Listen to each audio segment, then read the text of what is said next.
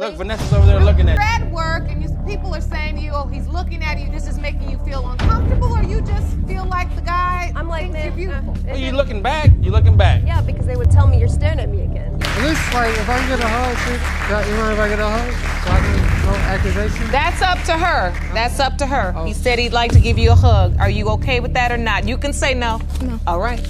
Maybe Step later. on back over there to your side. Later. Today's defendant was married, but she cheated on her husband with the plaintiff. Whoa!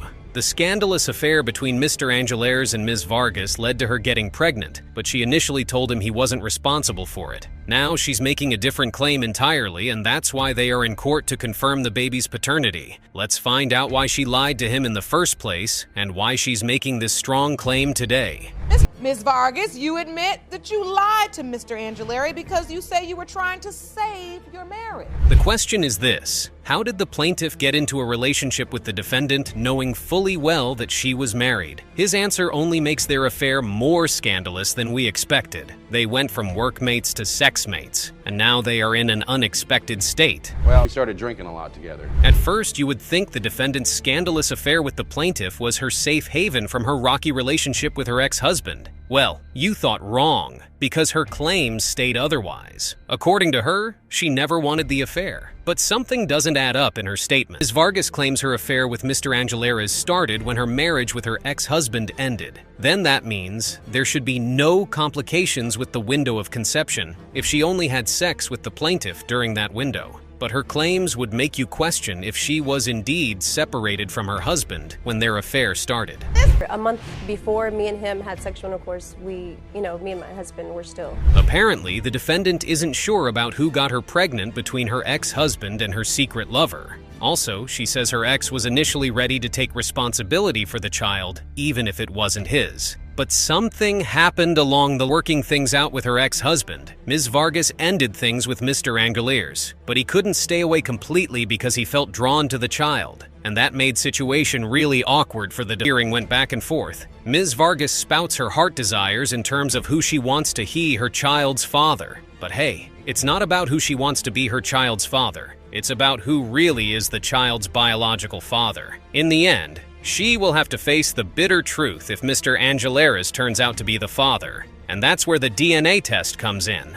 After the child was born, something happened when the plaintiff saw a picture of him. He felt a strong connection that made him feel he could be his. So you can't blame him for wanting to be sure if he's indeed responsible for the child or not. However, there's a high chance that Mr. Angelares isn't the kid's biological father because of the precautions Ms. Vargas claims she took. The gut Your gut feeling came back. said, press It came this back. a little further. Yes, Your Honor. No, I didn't even talk to her until, because I have 2 kids that live in Washington State. When she told me there's no chance, the kid is yours. Long term, when I was in Texas, I was trying to get back up to Seattle to be with my other 2 children. Get in a serious relationship or have any kids. Like I said, I was trying to save my marriage. The defendant really made the situation unclear from the onset. It seems to mean she wasn't honest with both men about the paternity because she wanted to choose the relationship that works best for her. At first, choose to work things out with her husband, but it didn't work out. Then, she came running back to her secret lover whom she innately told isn't the child's father.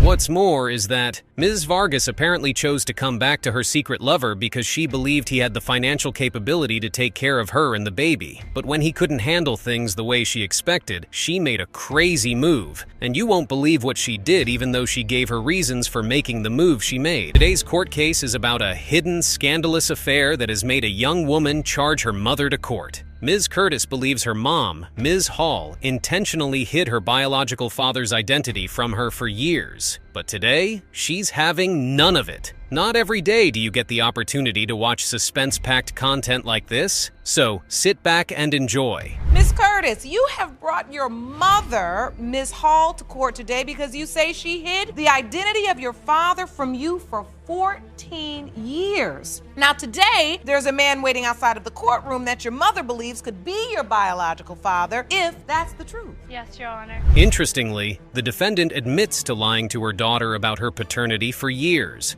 According to Ms. Hall, she had plans of revealing the truth to her, but someone else spilled the beans before she got the chance to do it herself. So she's in court today to make amendments. And Ms. Hall, you admit you let your daughter believe that the man who raised her was her father, knowing You claim you had hoped to someday tell her the truth, but a family member revealed your secret to her before you had the chance. How did you come to find out that the man you originally thought was your father was not your biological father? Apparently, the man Ms. Curtis's mom made her to believe was her father always made it obvious that he isn't her biological father. Eventually, a reliable source told her the possible truth about her paternity. Although she was meant to keep this truth to herself, it was too hard a pill for her to swallow. So here we are. My grandmother, she sat me down and she said that she wanted to tell me the truth about who my father really is to be, and that my mother has been lying to me for the past years of my life, which was time was 14 years old, and that the man at the time was not my father. She said to me, I want you to take it to your grave if your mother never owns up and tell you yourself. And I said, okay. And I felt that it was the truth because I always felt like I was adopted. Ms. Hall argues that she had substantial reasons for not telling her daughter the truth about her paternity. Now, what reasons could that be? Is the truth so hard to tell that she had to hide it from her daughter for 14 years? She's got some serious explanation to give. I did not tell my daughter at a young age about who her father was. Simply one, because I was a young girl. I was pregnant at the age of 15. I gave birth to her when I was 16 years old. When I was 15, I met Kurt. And Kurt lived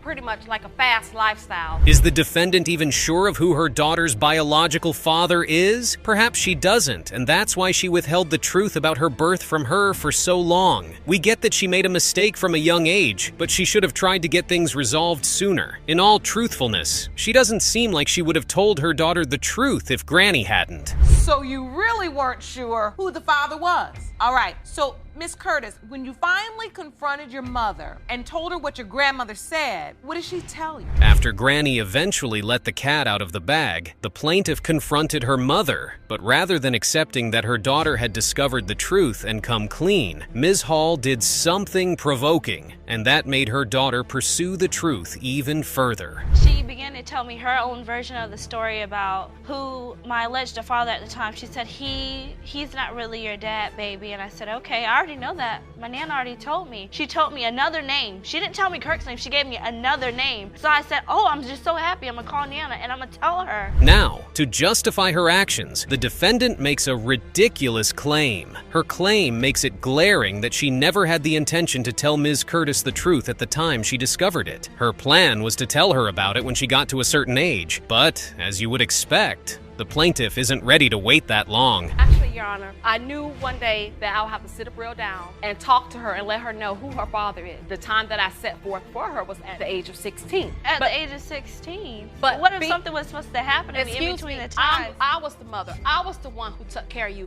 raised you. It's evident that not having a father figure took a toll on young Ms. Curtis's life, and her mother even made it harder by forcing her to live in a certain way. It's like she was preventing her from making the same mistakes she made when she was her age by all means. But really, she was doing too much. Can you understand how this news, it was like a bomb just dropped on her? But even with that, I always wanted Abril to understand that I was young. I didn't want her to be a victim of that. She wanted to live her. Eventually, Ms. Curtis connected with her rumored biological father, Mr. Whitaker, through a letter. But she isn't the only one who tried reaching him through a letter. Her mom did too, although it was at a different time and the purpose of writing wasn't the same. And what's more is that she never got a reply. You heard about Mr. Whitaker and then you found him. Tell me about that. The same night that me and my Nana, we had the discussion and we found out where he was, then I started to write him letters and everything. He does state he's willing to be the father she needs and deserves. And it's signed Kirk. Fortunately, we've got Mr. Whitaker in court in the flesh, and his testimony makes the situation more awkward and complicated. His relationship with Ms. Hall was indeed scandalous. Well, Your Honor, I'm actually somewhat doubtful. And having said that, it's because the way the situation went down. When Tamika initially told me, hey, I'm pregnant, you're the father. But as I remember, she was also in a relationship with someone else. That was actually convenient for me, being that I was with somebody. If this was a movie, it would have been titled The Scandalous Affair. I'm sure you've enjoyed watching up to this point. As much as we love serving you this sizzling content, we've come to the concluding part. It's time to hear the DNA test result. Mr. Whitaker, you are her father.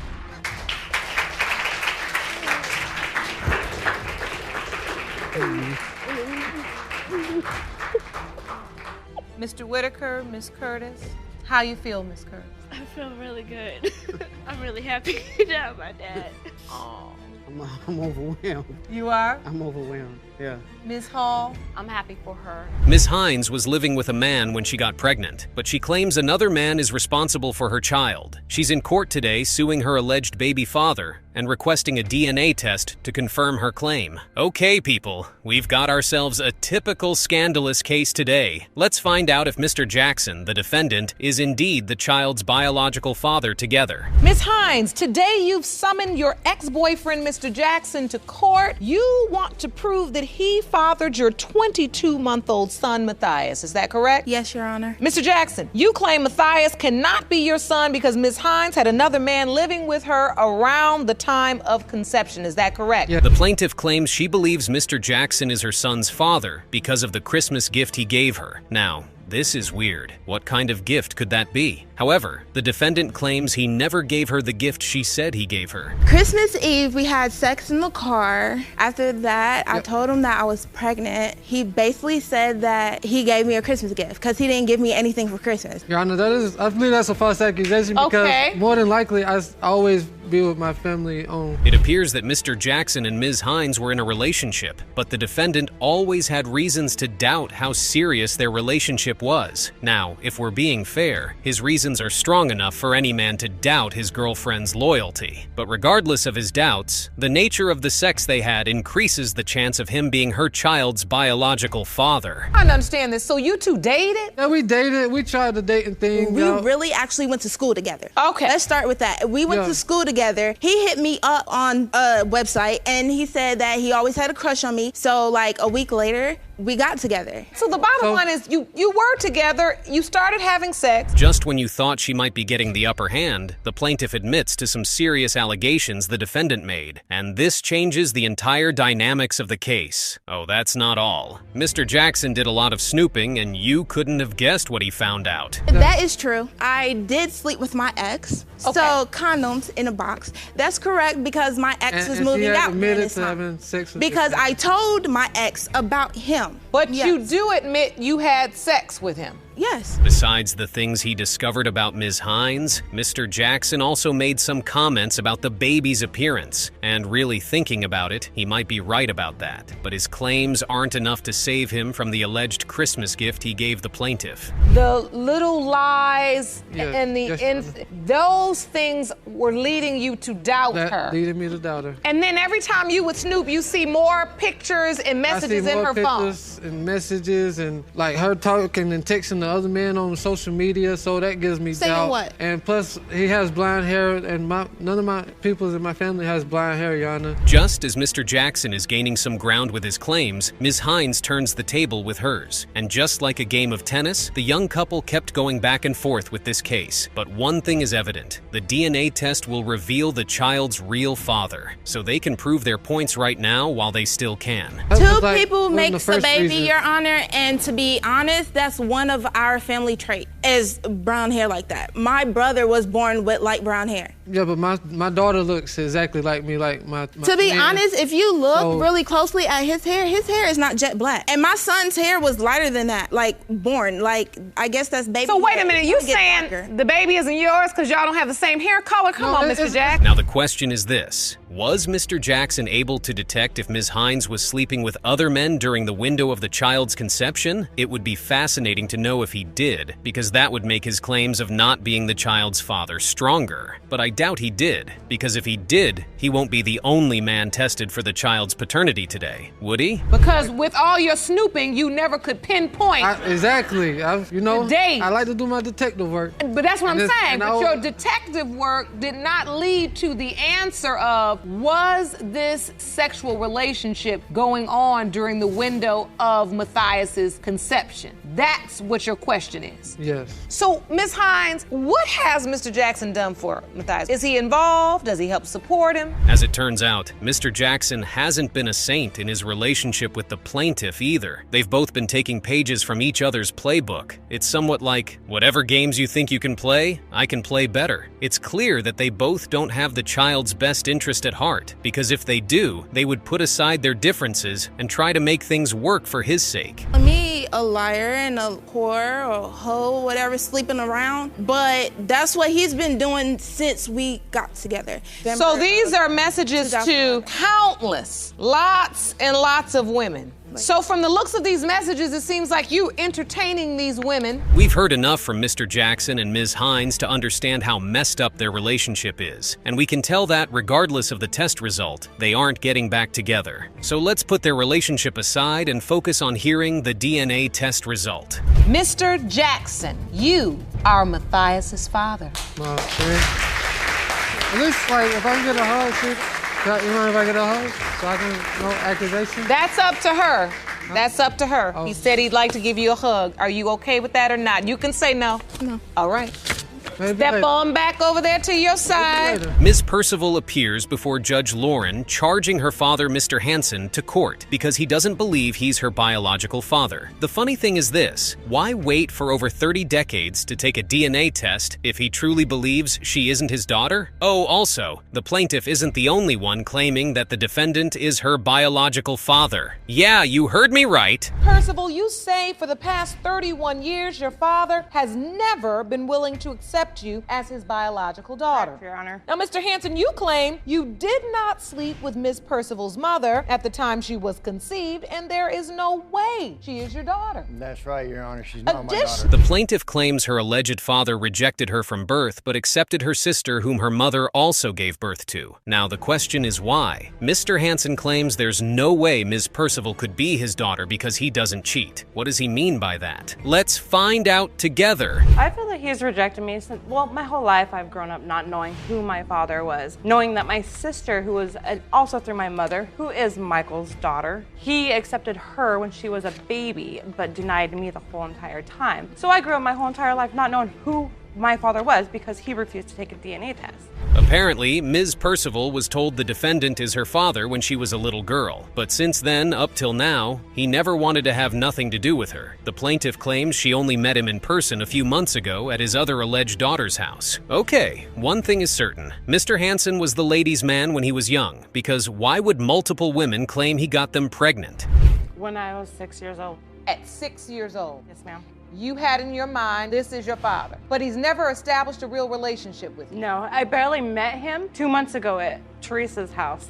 That's a 50-50 chance. Seemingly, the plaintiff's mother had multiple sex partners when she was in a relationship with Mr. Hansen, but that was because their relationship went back and forth, and he had other women too. Whoa! It is evident that the defendant had a thing for scandalous relationships. I'm not sure why he doubts it, because of the simple fact I was with him and I told her, we kept going back and forth, and then I had met somebody too, and then he was going back and forth to Tracy and then me. The day that I met him, Mrs. Percival claims her supposed father refused to take a DNA test when she previously asked him to take one with her. According to her, his excuses were more like wrong accusations towards her mother. But if he was really sure he wasn't her biological father, then he should have taken the test and clear all doubts. Well, at least he's here today, so we will get to the bottom of this matter soon enough. there is no way I can be your father. When I asked him for the DNA test, he said because your mother was a whore and sleeping with somebody else in the backseat of a car in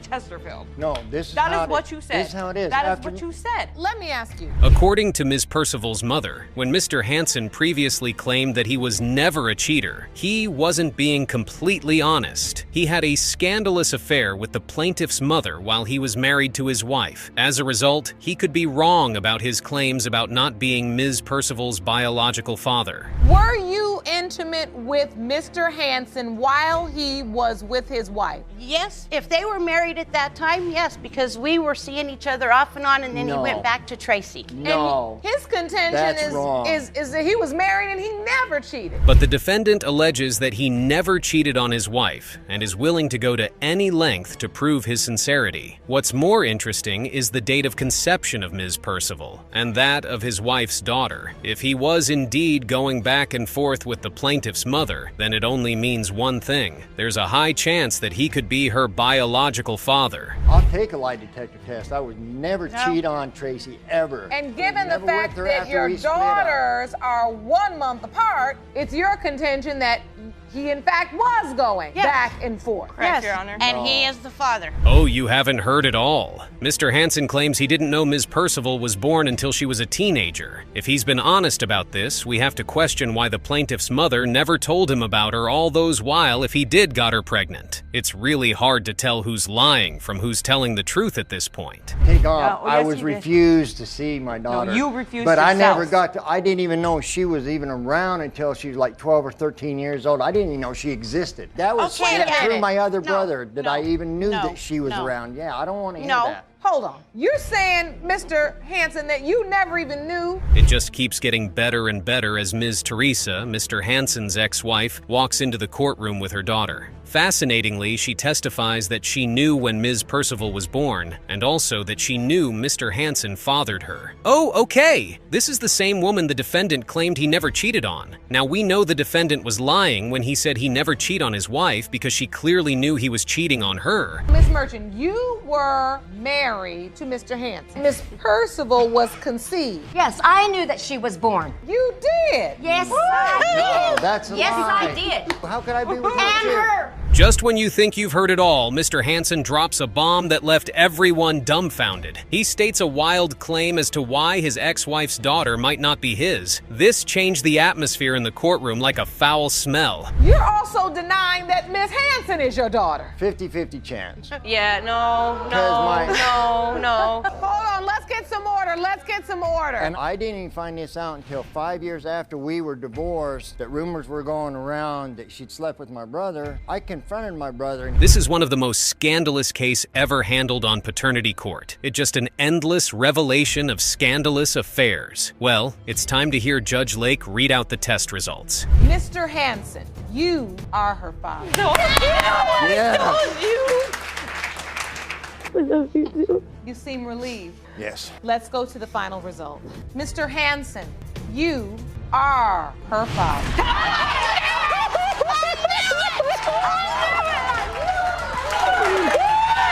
No way. Miss Others is in court today to prove that Mr. Bells is her biological father. The defendant once thought he was her father, but recently, his mind changed. This is because her mother tried to play a con on him in the past, so he realized she could be trying the same thing again. So you can't blame him for wanting to be sure.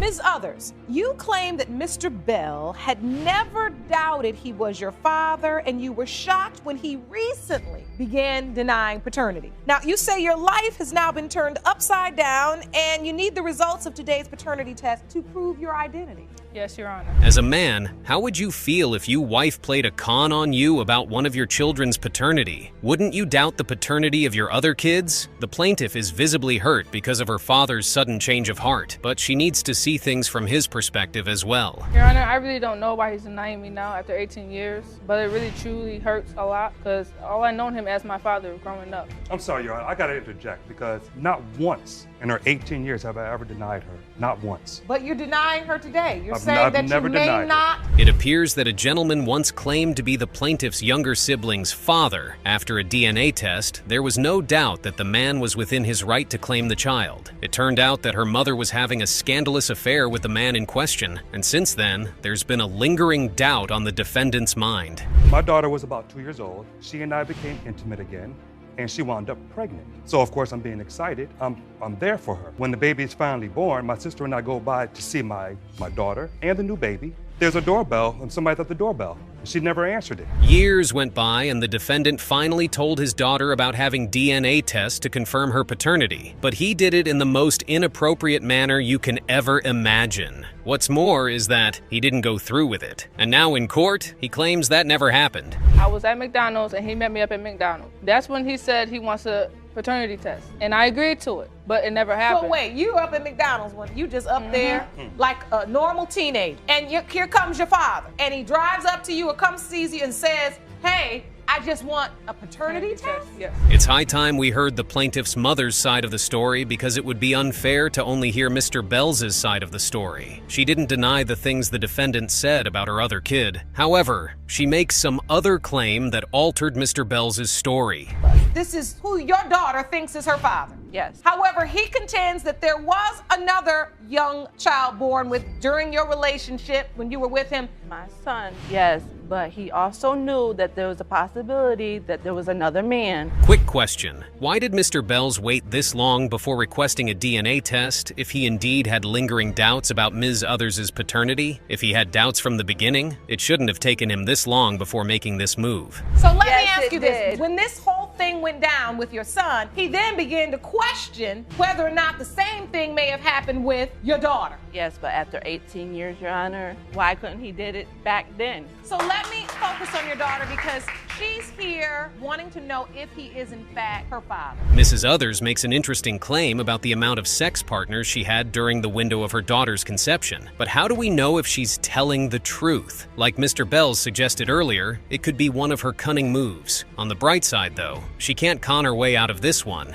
Mr. Bell, were you present? Were you a part of this birth? Did you attend doctor's appointments? Were you at the hospital when Tiana was born? I was there when she was born. Yes, I was. Did you sign the birth certificate? Yes, I did. All I know is that I tried to bond with the baby, with the little boy. With all we've heard from all parties involved in this case, it's hard to tell if Mr. Bells is Ms. Others' biological father or not. There's only one way to find out, and it's by hearing the test results. Mr. Bell, you are not.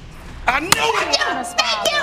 Thank you! I knew it! I knew it! I told you! I told you! He's a liar! No good liar! And I know. I told you! I know who the daddy is! Thank you, Judge! Thank you so much! Told you, Tiana! Told you! Ms. Others, do you know who her father is?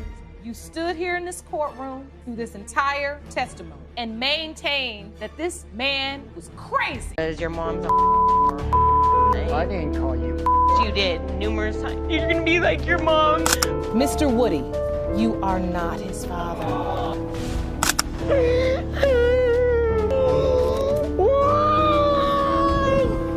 I want to feel like I'm burdening someone else if he's not my dad. Since he's saying that he's not my dad, so I don't want you to feel like I'm burdening you or you have to deal with me.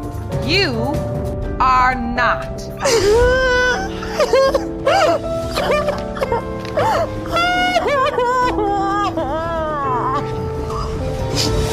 I'm sorry. When a case in paternity court took an unexpected turn, it sparked curiosity, suspicion, and left us all with unanswered questions. A distressed mother claimed that Miss Briggs' deceased son was the father of her daughter. Seeking DNA results to determine the father of your 3-year-old daughter, Nora. Ms. Briggs, you claim your son had no idea he may have fathered a child with the plaintiff. In fact, you say he never even mentioned. The plaintiff revealed that she and Mr. Jones never had a committed relationship. Instead, they shared a one-night stand. This made it possible, but not certain, that he was the father. One night that I had came home from the club, and it just that particular night the alcohol in me was talking. It was a one-time thing, and we socialized, but we weren't that close, not to have relations with one another. She grew emotional as she recalled her first meeting with the little girl, struggling to process the situation. She's really a good person, you know. When she finally did tell me that I had to maybe possibly have a grandchild, I asked where she was, and she told me that she was in the store, and I finally met her, and it was like an electric shock went through my body like it was meant to be. Despite the pain and uncertainty, Miss Quiller knew she had to go through this for the sake of her daughter. It was a difficult and emotional journey. When I spoke with her and told her it's a possibility that Charlie could be the father, she looked at her, she picked her up, and she just burst into tears. She said, "This is my grandbaby." I just knew that she was my granddaughter. I had been dreaming about her for days. Surprisingly, baby Nora became a source of comfort for Miss Briggs during this heartbreaking time. In the midst of grief, the child brought a sense of peace and joy. And I touched her, and it's like if you're sticking your finger in the socket, and my whole body was electrified, you know. If she's not mine, I still love, you know. But then, a shocking incident involving Mr. Jones was revealed, leaving everyone stunned. Even hearing about it was terrifying. Yet the defendant showed incredible strength. I was shot 2 times in his chest. $3 in a pack of cigarettes where they killed my son for. When I showed up to the house where they killed my son at, his blood was still wet. And then in a chance encounter, she doesn't know your son has passed. Your Honor. What happened to Miss Briggs's son was tragic, but witnesses were still needed to determine the truth about baby Nora's paternity. What is it that you know about this situation? When he died, my son was the only child that was stated of him having. I don't know nothing about her. I don't know her at all. But her daughter, she deserves to know.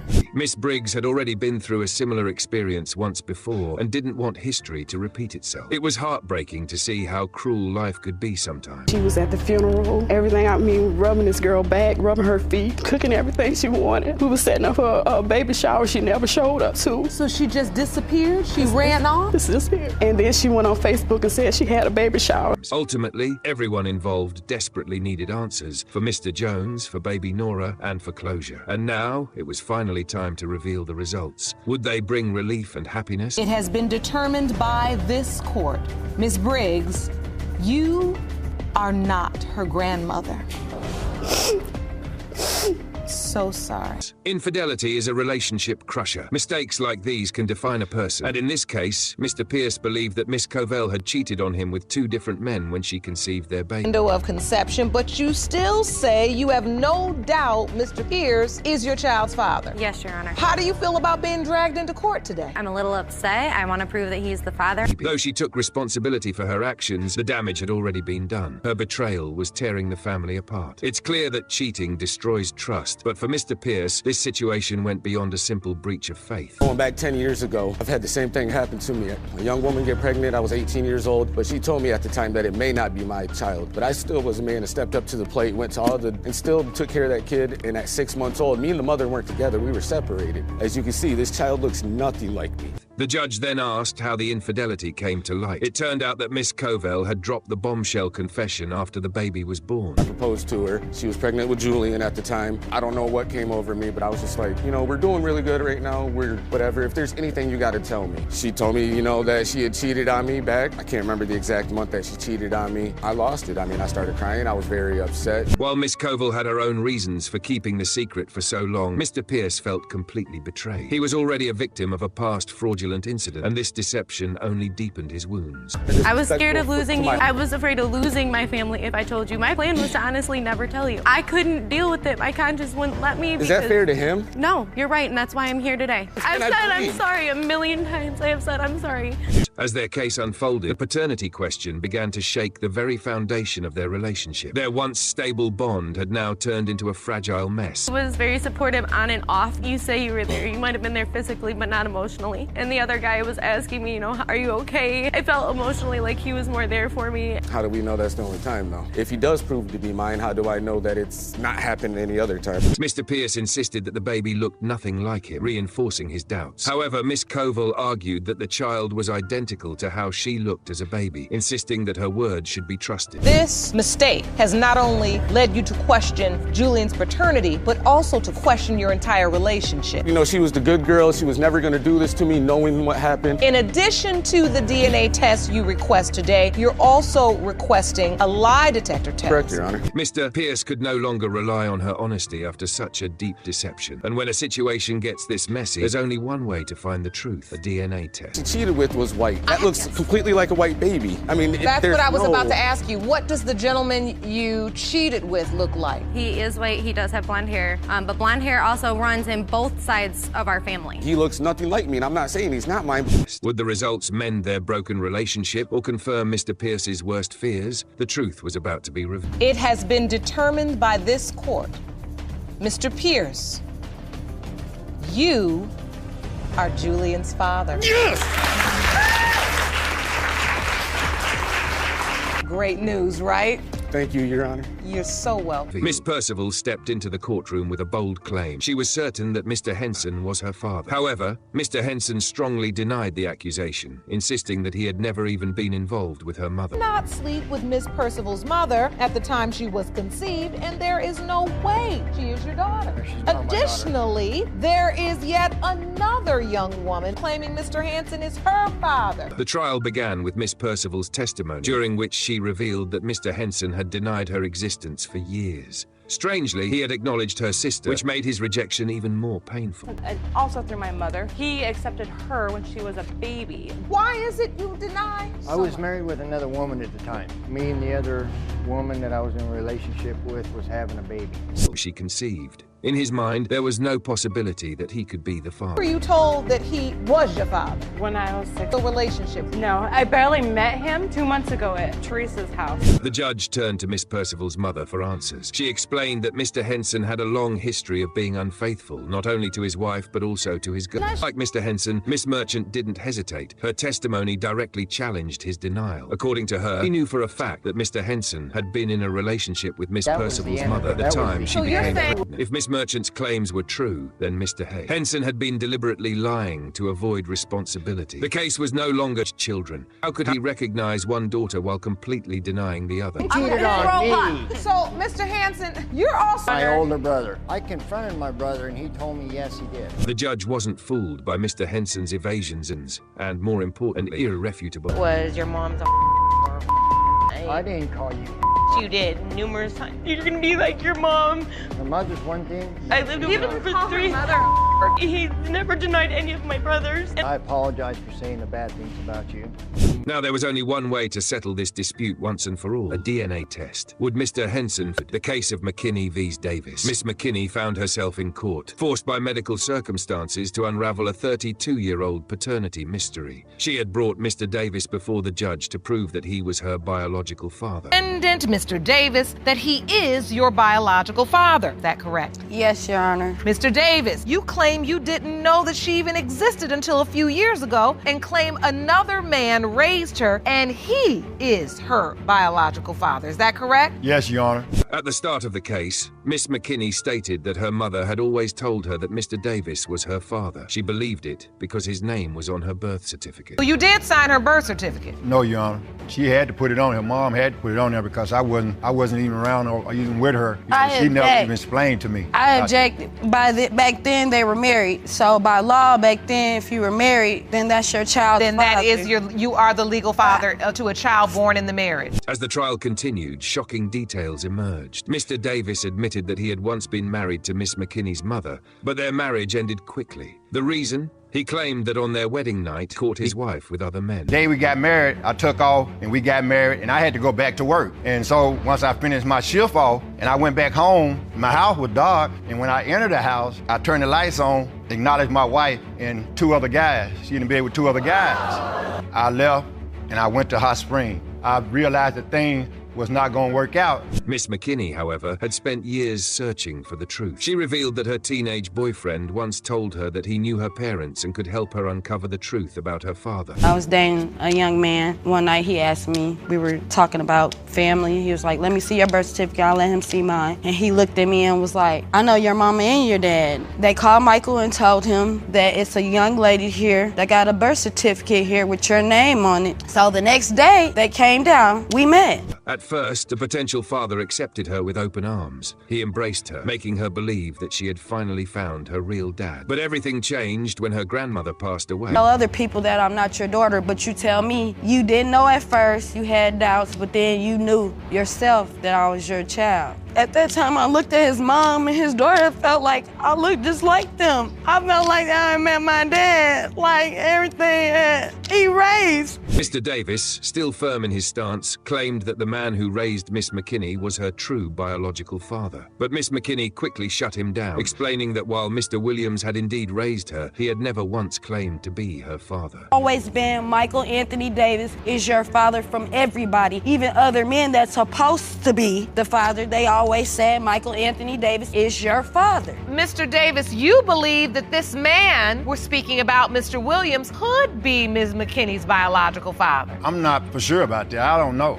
At this point, Judge Lake took action and summoned Mr. Williams to the court. He stated that while he had never been sure about Miss McKinney's true paternity, he had always been there for her as a father figure. What did her mom tell you about her pregnancy? After we've been together, and then maybe about 6 months into the relationship, she told me she was pregnant. Did her mother ever tell you you were her biological father? No, her grandmother had said something once before. And what did she say?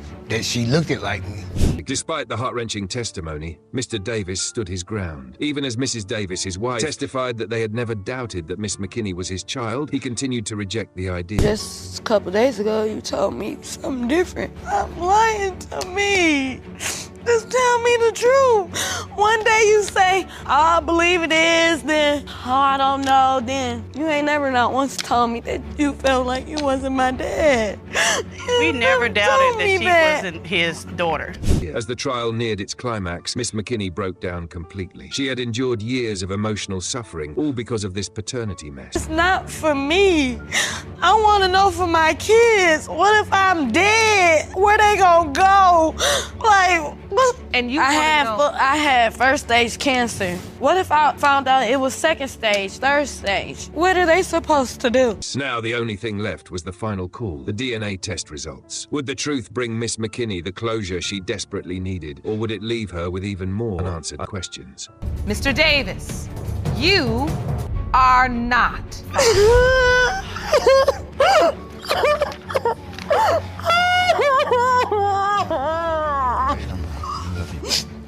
I'm sorry.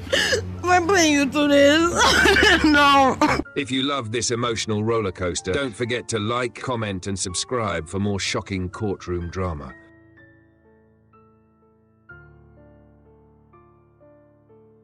Sad moments on paternity court. 3 paternity cases going on at one time. These are little, beautiful people you bringing in the world. It's not a sport. Mr. Nicola, you can't really even look at your cousin right now? No, Your Honor. What do you feel? Why can't you look? Betrayed.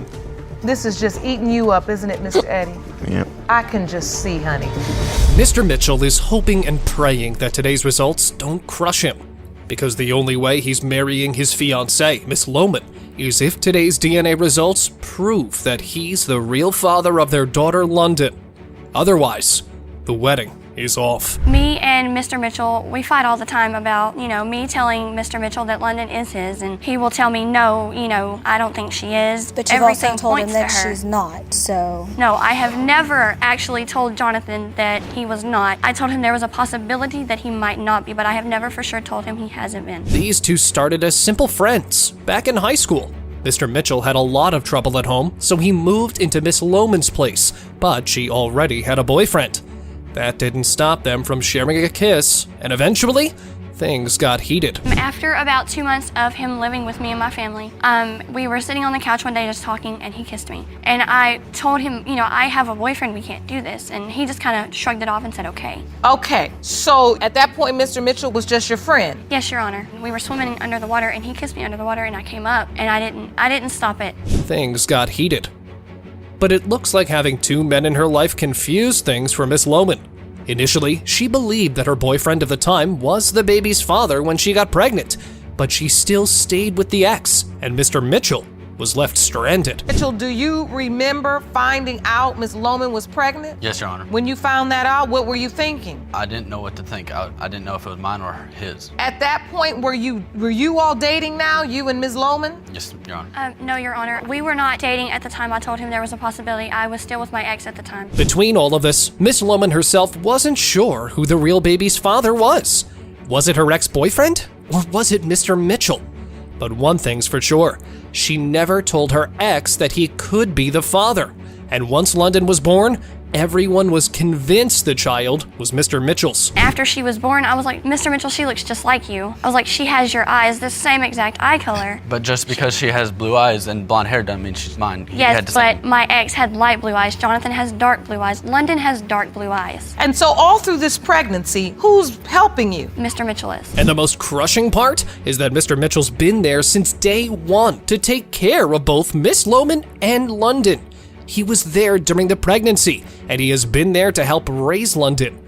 Even Miss Lohman admits he's been a great father. She knows that Jonathan is going to do what is right. He loves the baby, and he is going to step up and be the father that she needs. And I feel like because she knows that is why we are in the situation we are in. So you basically believe Ms. Lohman has chosen Mr. Mitchell? Yes. Miss Lohman's ex is a useless person, because if he finds out about the baby, he won't ever support London in any way. But Mr. Mitchell wants clarity and an end to all of the doubts before he finally settles down to make a life with Miss Lohman. Guess it's time for the results. It has been determined by this court. Mr. Mitchell, you are not the father.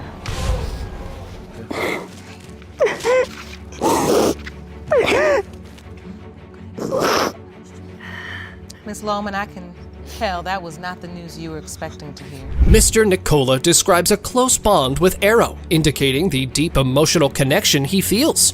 The possibility that the baby might belong to his cousin worries him. Yet, he also expresses happiness for Kayla, referencing their shared painful experience of a miscarriage. His mother has submitted a statement for the court's consideration. Miss McCartney sent this statement. Cordell's the dad. He's been dad since day one, and I've been grandma since day one. I'll continue to be grandma either way. So your mother's developed a significant bond with Arrow as well, and she believes she's a grandmother. Mr. Wilson clarifies that he never denied wanting a DNA test and had expressed his willingness to do so, but claims he wasn't given a date. Miss Endicott, aunt to both Mr. Eddie and Cordell, refutes this, saying that the baby's mother declined 2 DNA tests. Your Honor, she refused 2 of them. My sister told her she would do 2 of them, and she never got back with my sister. So, Miss Endicott, you are Mr. Eddie's aunt? And Cordell's. Okay, so you're another sibling, but just not the twins. Right. Gotcha. I'm the little sister. You're the little sister. Mr. Eddie explains he missed the birth of Arrow because he was informed of a doctor's appointment, lacked transportation, and subsequently received a message about an emergency C-section with pictures of the baby. He expresses feeling left out and believes that the mother prefers Mr. Eddie's cousin to be the father. She just wanted him to be the dad regardless, and that she just wants to be with him. And that tore me up, I ain't gonna lie. That's why I kind of hope it just goes in his favor. That way, don't make me feel as bad. If Arrow's your biological son, that's gonna make you feel horrible that all of that time you missed. Right. Miss Wilson expresses that if she had been in Mr. Eddie's position, she would have done anything, even hitchhike, to be present at the hospital. Her disappointment in him reaffirmed her decision to put Mr. Nicola's name on the birth certificate, as she believed he was the best father for the baby. Somebody told me that I had a son and he's being born. I don't care if I had to hitchhike, I would be at the hospital the day after. So you felt like because he didn't get there, he wasn't as committed, which only reaffirmed the reason why you decided Mr. Nicola is going to be the best father for the baby. I'm putting his name on the birth certificate. And I believed he was. I still believe he is. Judge Lake addresses Miss Wilson, pointing out how she may have given Mr. Eddie mixed signals at times, making him feel loved and suggesting a potential future together. Miss Wilson acknowledges this, mentioning there were indeed times she felt that way. Will the DNA result put this feud to rest? The biological father is Mr. Nicola.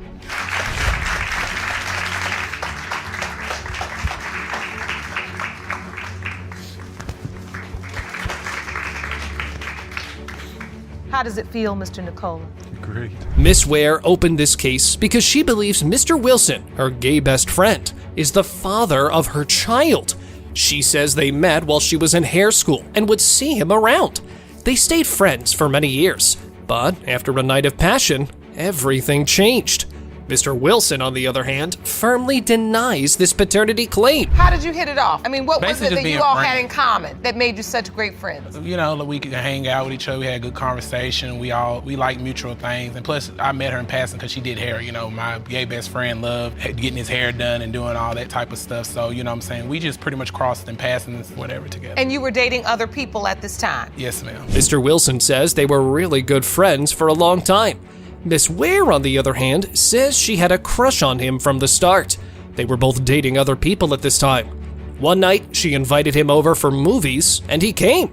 She says she made a move, and he didn't push her away. We got to drinking, watching little movies or whatever, and I ain't gonna lie, I made a move, and he didn't push me away, so that was my reassurance. Okay, maybe he wants this too. So wait, so hold on, y'all done from the potluck to the potluck. Yeah. Mr. Wilson says when they met, he got intoxicated, and one thing led to another, which led them to sleeping together. Miss Ware says they had unprotected intercourse, while Mr. Wilson says he distinctly remembers using a condom. Judge Lauren questions how he can remember that if he was intoxicated. After she got me drunk, she kind of started filling up on me and stuff. So it went from oral, then it just went from there. Oh, okay. Yeah. I asked the question, didn't I? So, Miss Ware, you had your plan all mapped out. Yes, ma'am. You ain't no shame in your game, huh? No, ma'am. Judge Lauren asked Miss Ware how many other men she was having unprotected intercourse with at the time. She says between 3 or 4. Judge Lauren asks her about paternity testing, and she says she has gotten all 3 tested, and they are not the fathers of her little son. You say Mr. Wilson is the only other possibility. Yes, Your Honor. But Mr. Wilson, you say you are not the biological father. No, Your Honor. So you don't believe you're the only other possibility? No, Your Honor. She's been with multiple men. As she stated, I'm not the father. I love my godson dearly, Your Honor, but he's not my son. Miss Ware says there's no other possibility for a father, while Mr. Wilson says there were plenty of other men at the time who could be the father, and he is not one of them.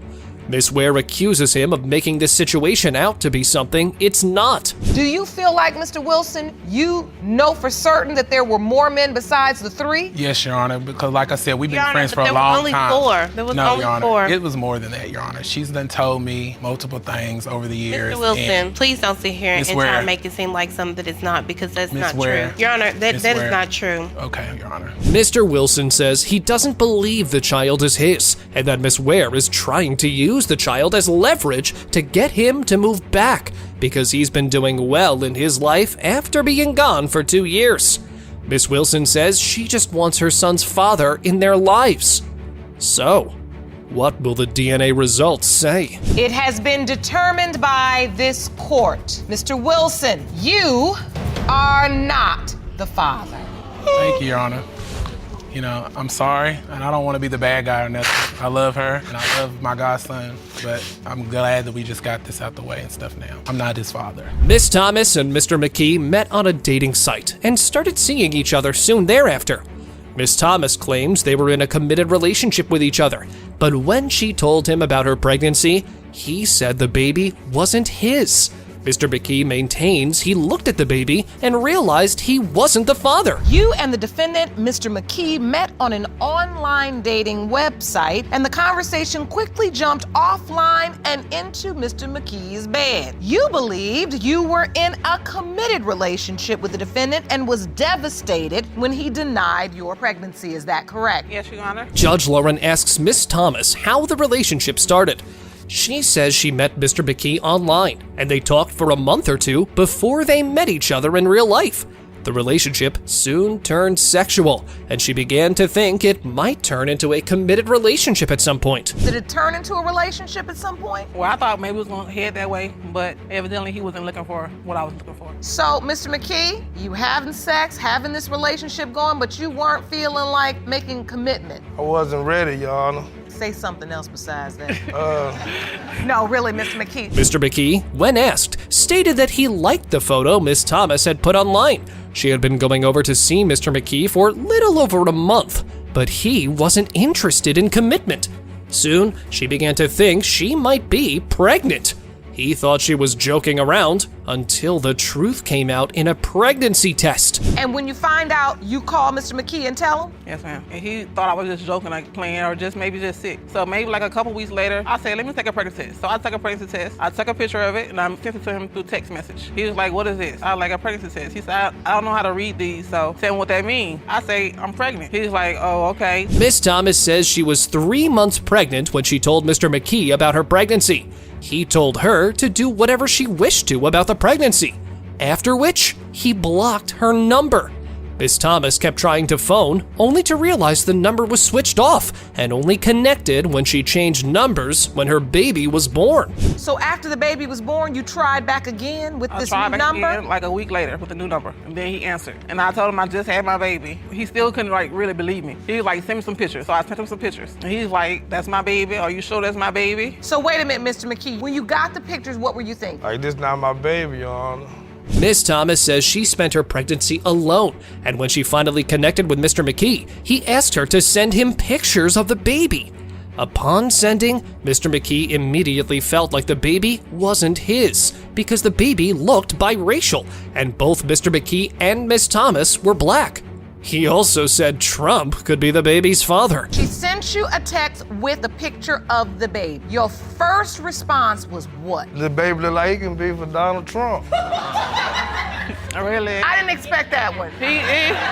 He thinks the color makes a difference. The color don't make a difference. I think what you're saying is you thought the baby was biracial? That's what you meant. Miss Thomas reveals they were initially using protection, but stopped upon Mr. McKee's request, even though she had told him she was fertile and had recently had a baby.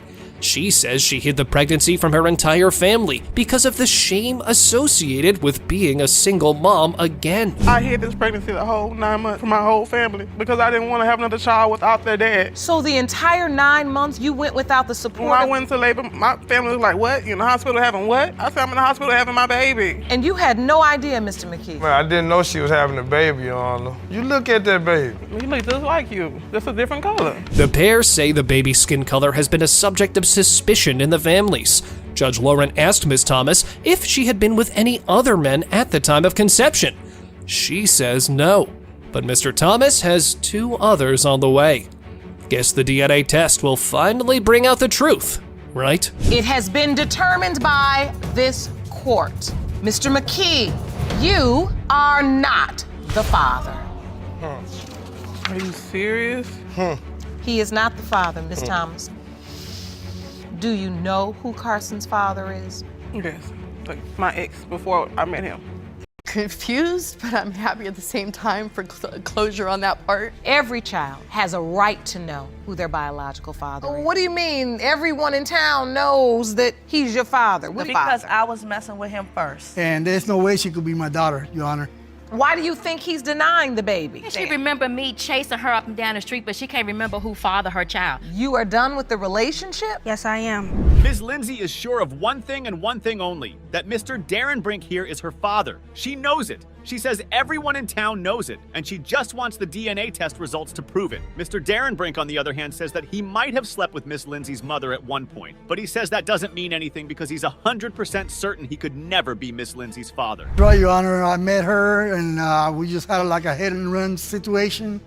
She disappeared on me, and then we got back together again, and a couple days later she went her way, and it just kept on for years that way, and there's no way she could be my daughter, Your Honor. So, Ms. Lindsay, what do you mean everyone in town knows that he's your father? Okay, I'm trying to get you, Mr. Darren Brink, but if you admit that you slept with Miss Lindsay's mother at least once around the period she was conceived, then it's actually scientifically possible for her to be your daughter. It doesn't matter whether the situation was a hit and run one. What matters is that you hit. Miss Lindsay also has her reasons for believing Mr. Darren Brink is her father. You were 16. Yes. And an ex of Mr. Darren Brink's comes to your house. Yes. And says you're the child that your mother had with Mr. Darren Brink. Yes, Your Honor. In other words, the ex thinks you're the child that came in between her and Mr. Darren Brink. Yes, Your Honor. When she said this to you, what did you say? Well, at first I was like, what? You're wrong. There's no way. And I came to my mother and I talked to her about it, and she told me no, that he was not my father. When Ms. Lindsay heard this, she went to her mother and was told that Mr. Darren Brink wasn't her father and that her father was another man entirely. Unfortunately, Ms. Lindsay had never actually met that man. Even to this day, she hasn't met him. Mr. Darren Brink. Yes, Your Honor. When she said this to you, what did you say? Well, at first I was like, what? You're wrong. There's no way. And I came to my mother and I talked to her about it, and she told me no, that he was not my father, that another man that she had told me was my dad was my dad. She said this other man is your father, but you'd never met that man. No, I still haven't, so I don't know who that is. Okay. So basically, Mr. Darren Brink is now Ms. Lindsay's next-door neighbor and potential father. Incredibly, Ms. Lindsay never really broached this topic with him until today. Neela Thompson, Ms. Lindsay's mother, is also in court today, and she has a fair bit to say, too. We dated off and on, and I was involved with somebody else, and he was involved with somebody else. 5 years ago, we met back up and started having conversation and platonic relationship. We're best of friends. So, Mr. Darren Brink, did you know about the pregnancy? I did not, Your Honor. She never told me that she was pregnant. She never told me I even had a child. You didn't tell him you... Mr. Darren Brink never actually knew that Ms. Thompson got pregnant. All of this is news to him. Ms. Thompson says she had no reason to tell him because she's sure he isn't the father.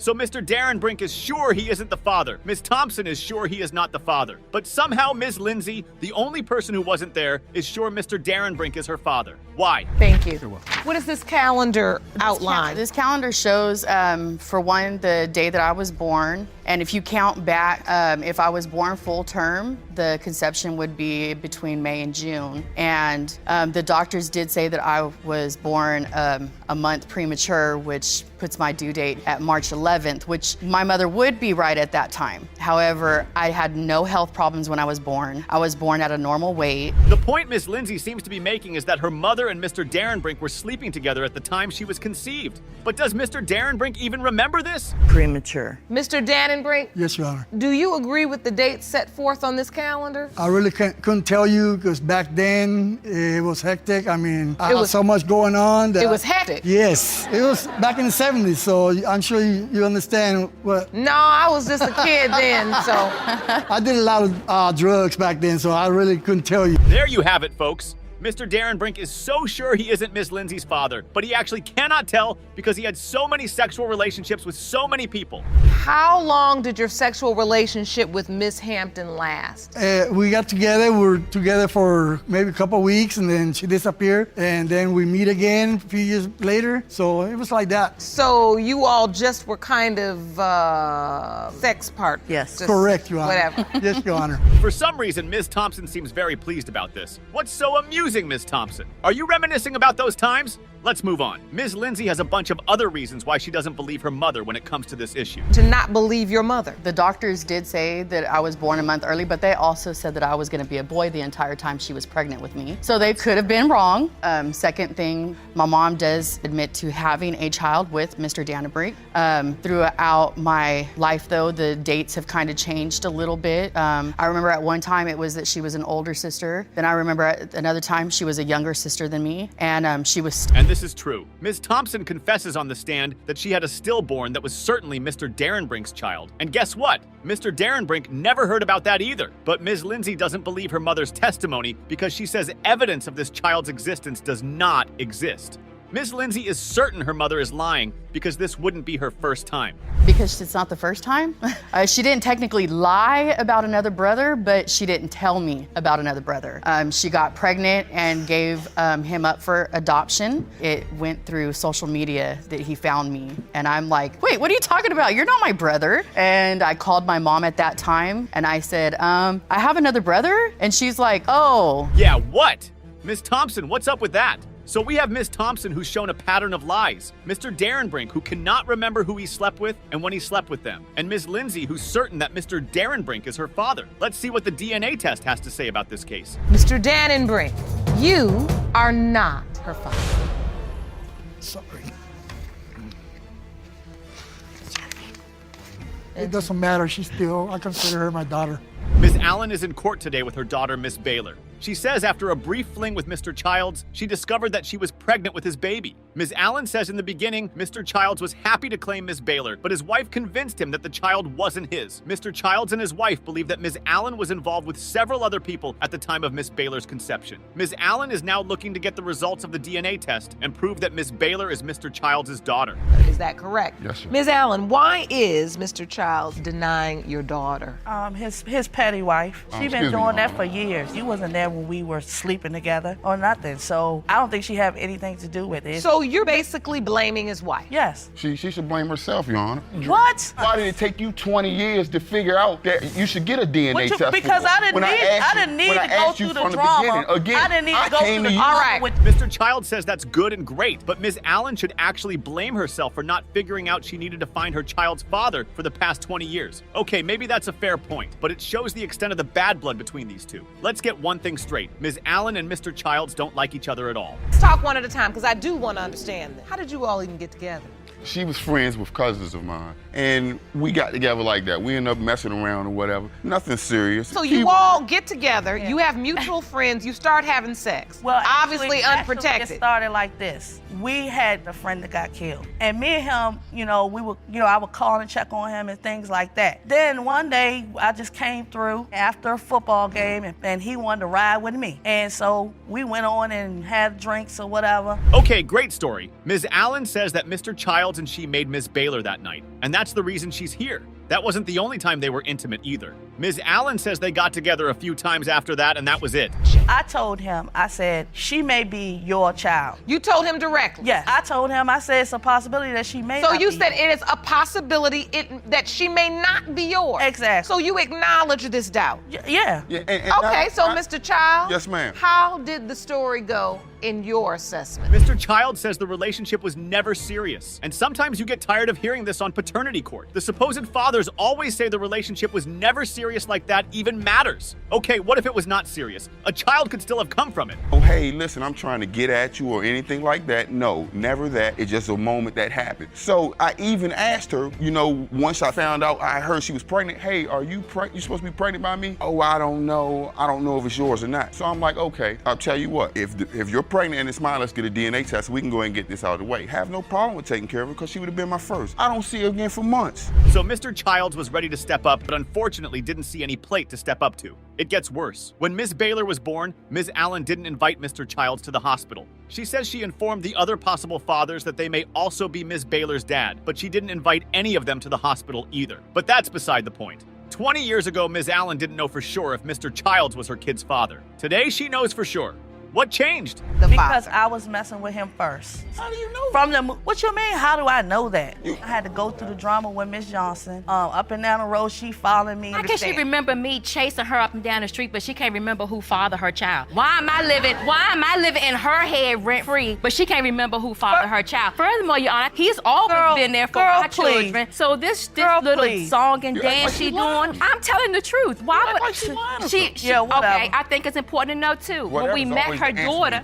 Well, great question, Miss Johnson. All of this just goes to show that there are significant doubts in Miss Allen's mind about who the real father of her child is. But somehow she's in court today, claiming that she knows who is and that he's Mr. Childs. This Mr. Childs is taking none of that. Anyway, did Ms. Allen really test another man? Okay. That is true. Tell the court about that. That is true, but that was somebody that I wasn't even messing with him. This was something that came Why about. would you test someone you aren't messing with? Because she was fishing. He came out and asked me, and he said, I was messing with your mom around the time I wanted to get a DNA test with you. Okay, someone reached out to you, Ms. Baylor, and said, I think I may be your father, and I want to have a test. The bottom line is Ms. Allen hasn't had a DNA test with any of the other men she was with at the time Ms. Baylor was conceived, and she's somehow certain that of all of those men, Mr. Childs has got to be the one. Let's see what the DNA test has to say about this. Mr. Childs, you are not the father.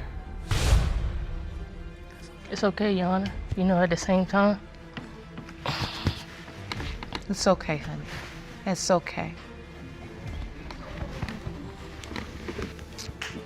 Mr. Hunter is completely certain that he isn't Josiah's father. Ms. Holden, Josiah's mother, says this is a lie and that Mr. Hunter is indeed the father of Josiah. She says she was earlier confused about the paternity of Josiah because she was given incorrect medical information. But now she's beyond certain that Josiah belongs to Mr. Hunter. Mr. Hunter, on the other hand, just thinks Ms. Holden wants him to be the father so that she can have access to his money. You worry she's only saying you did because of the financial security you provide for her. Is that correct? Yes, Your Honor. All right, Ms. Holden, you admit you were confused about your son's biological father because you were given incorrect medical information, but you are 100% certain Mr. Hunter is the father. Is that correct? Yes, Your Honor. Mr. Hunter, you say this is about financial security? Yes. Tell the court why you feel that way, sir. Not only has Mr. Hunter stepped up as a father to Josiah, but he's also gotten emotionally attached to the boy as well. Ms. Holden says her relationship with Mr. Hunter started off platonically, but at some point they decided to have intercourse. Yes. So were you having sex with protection? No. Here we go. You all haven't agreed on one thing yet. Who said yes? She said no. I said yes, we were using protection. No, we wasn't. Okay. That's what we call reasonable doubt in a criminal court. Reasonable doubt. So now listen, you're having sex. One says you're using protection, one says you're not. Exactly, Judge Lake. Mr. Hunter says they weren't even dating at this point because Ms. Holden was sleeping with another of her friends. And was she using protection with that friend? Were you using protection with that friend? No, Your Honor. All right. So when you find out you're pregnant, you got one friend that you dating that Mr. Hunter is aware of, and now you've also made this friend, Mr. Hunter, into a sexual partner. When you get pregnant, who do you tell? Mr. Hunter. You do? Yes. What happened?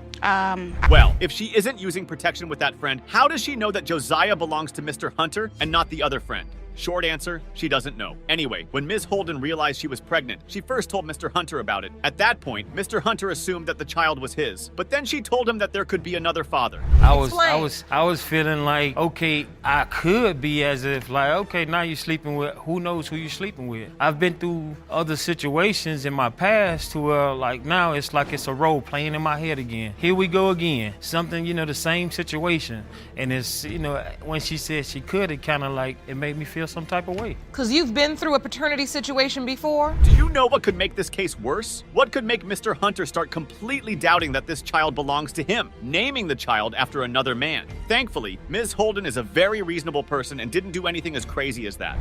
Yes, ma'am. Your Honor, because I named my son after someone else. What? So, Ms. Holden, did you know Mr. Hunter had doubts all this time? Yes. You did? Yes. Did you invite him to the hospital for the birth? No, ma'am. You didn't? No, ma'am. This is confusing. Now, you're paying for everything, but you don't want to get attached because of your previous paternity situation. Right.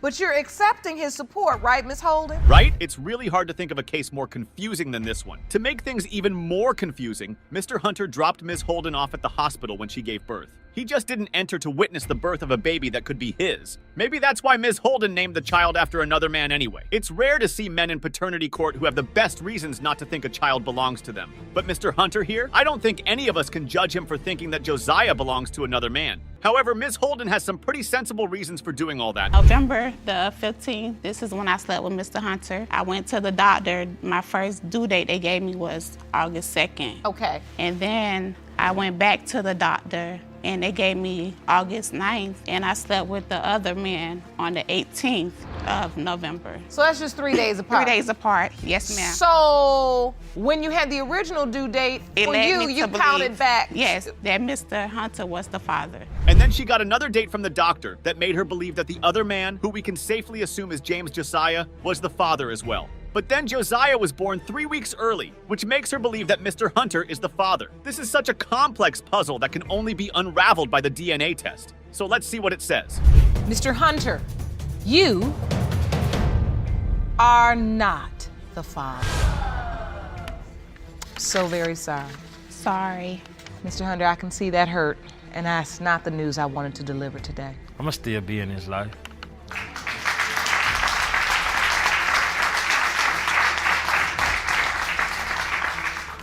Ms. Allen thinks that Mr. Levant is denying her 6-month-old Layla only because he wants to keep their affair a secret. Mr. Levant says this is a lie, and he and his girlfriend, Ms. Lanier, are in court today to prove Ms. Allen wrong. About the situation today. He's denying our child, and he needs to step up to be a man. Why do you think he's denying the baby? Because of his girlfriend, of course. His girlfriend telling him lies.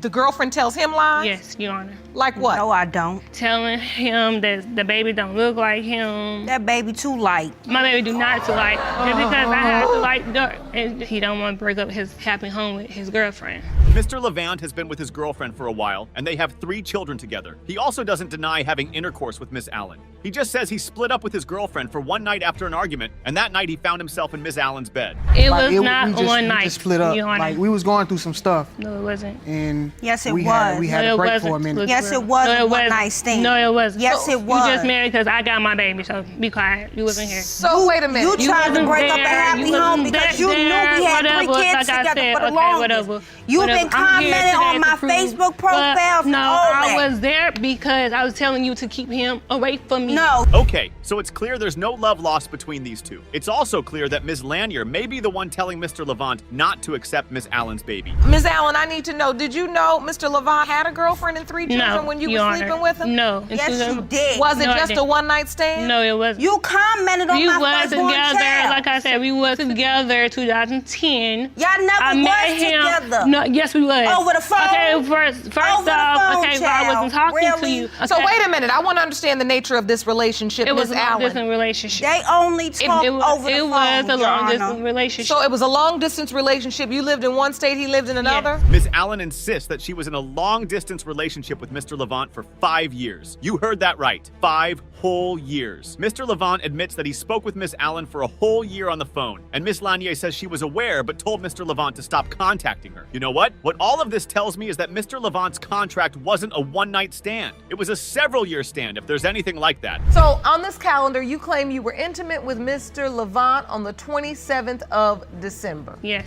Your due date was September the 26th. Was September 26th. So Mr. Levant, do you agree with what this calendar asserts? Not at all.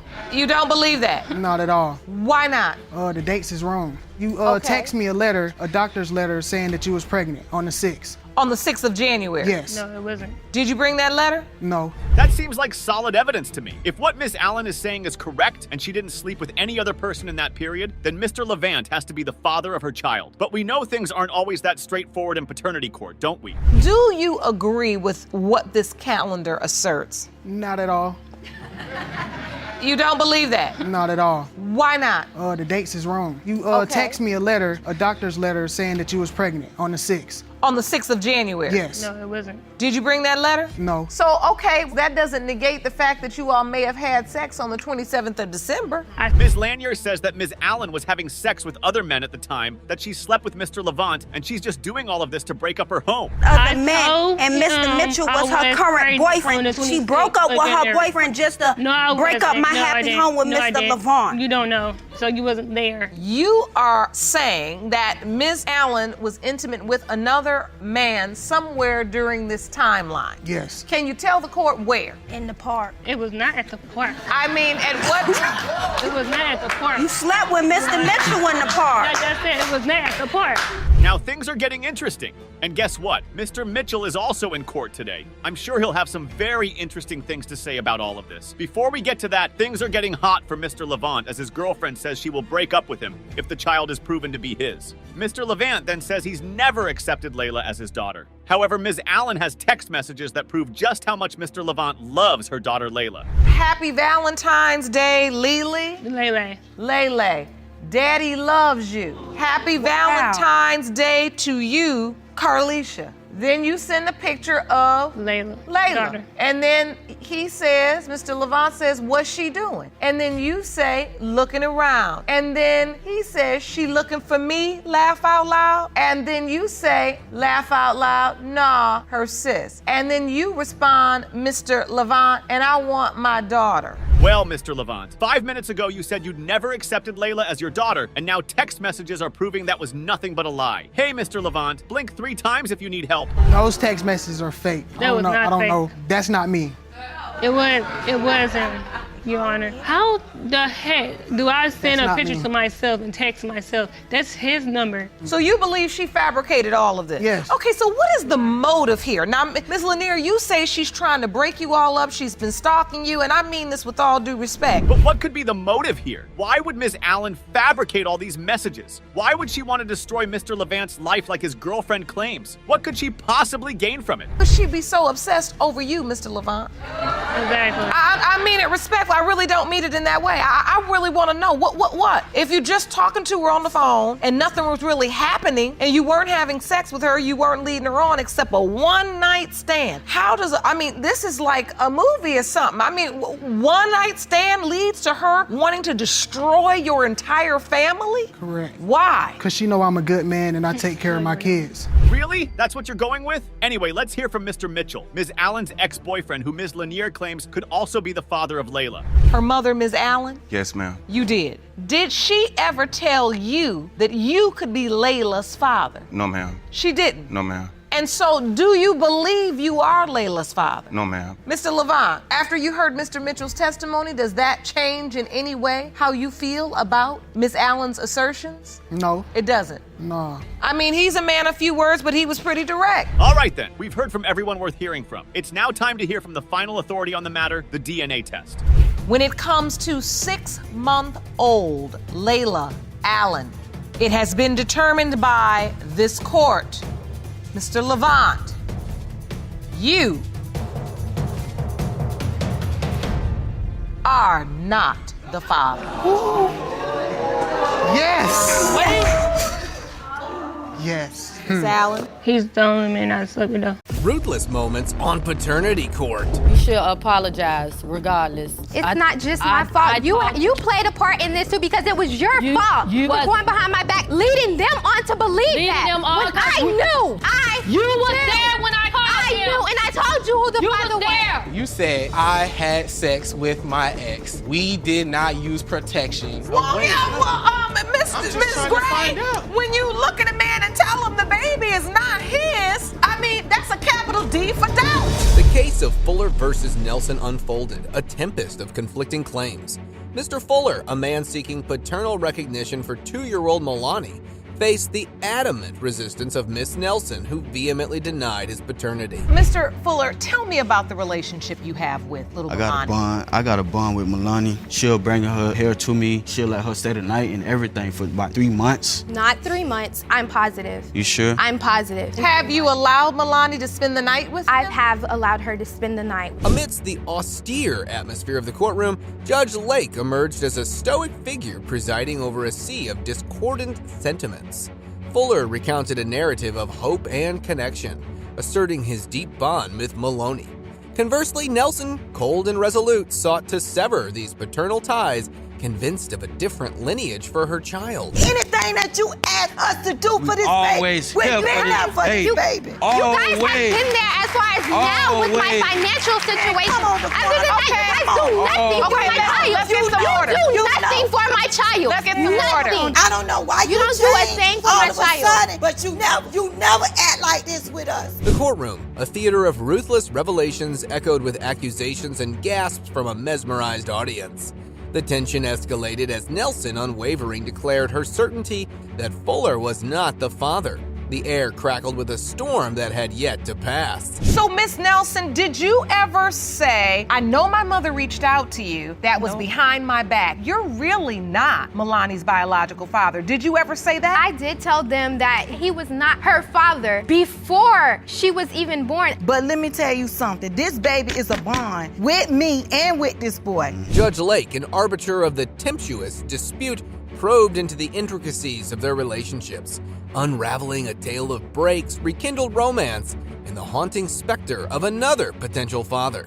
The emotional cyclone intensified as family members clashed, each asserting their version of the truth. How can you, after 5 months, no contact with me, but come to my household, my house where I live? But if your We mama, came if to the your mama got a come to contract, my house. I called us and told us But to you come to over my house and while see I'm the at baby. work. she was in While the I'm car at with us. work. She called us while I'm at and work, I though. told her. Okay. In a surprising twist, the court, like a dispassionate oracle, unveiled the DNA results, laying bare the irrefutable reality.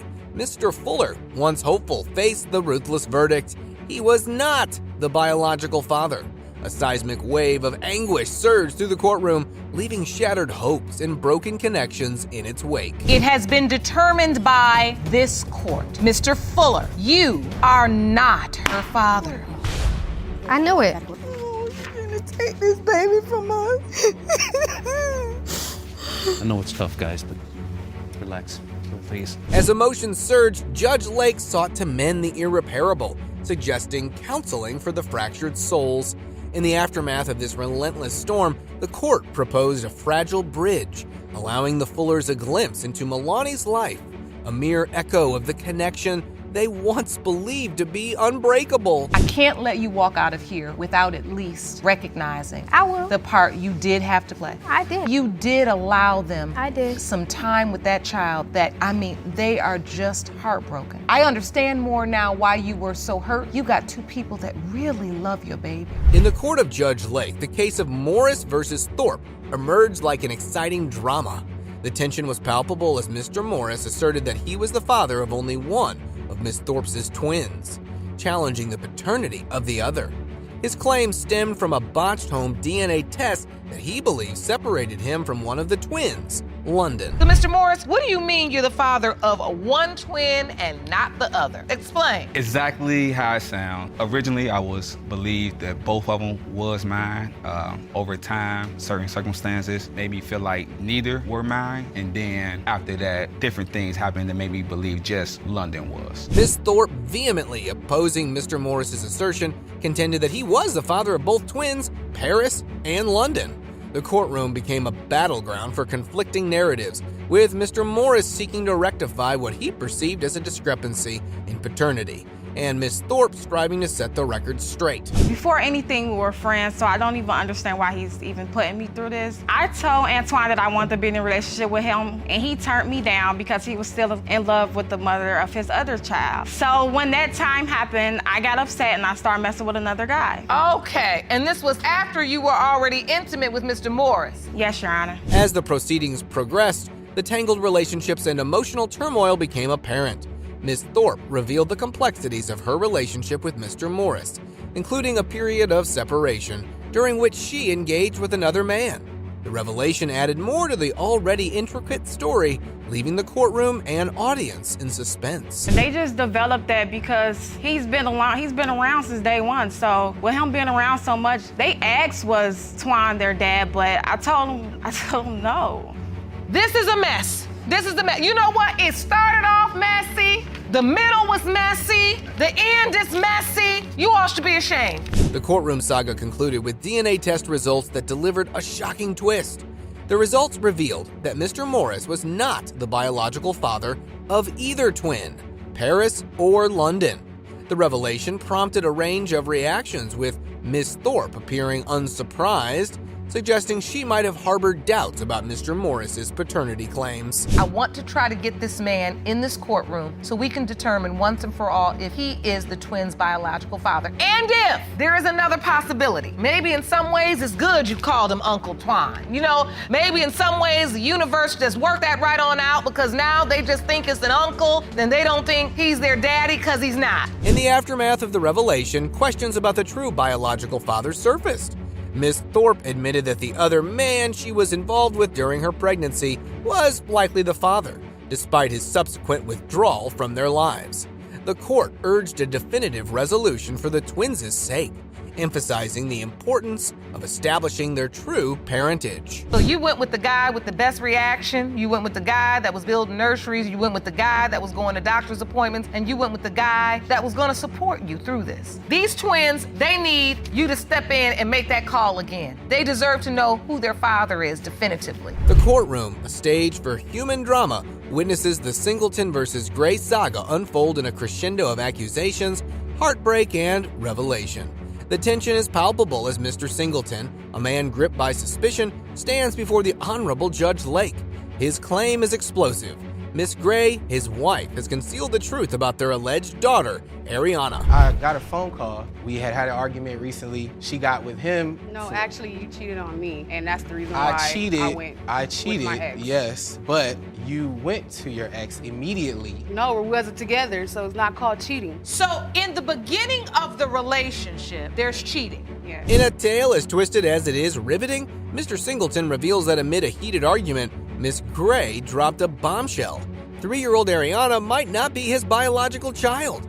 The courtroom transforms into a battleground where marital vows, once sacred, lie shattered. I told him, I said, I was with my ex, and there's a possibility she may not be yours. You laid it all on the table. Oh, no. You didn't say it was no. You said, I had sex with my ex. We did not use protection, and I'm telling you, it's not yours. I don't want you around. You told him straight up, this baby's not yours. I told him. In a series of talks, their relationship problems come out.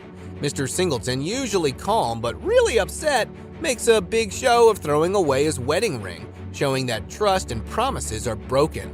Then a witness, Tyresha Simmons, says Mr. Singleton lies a lot.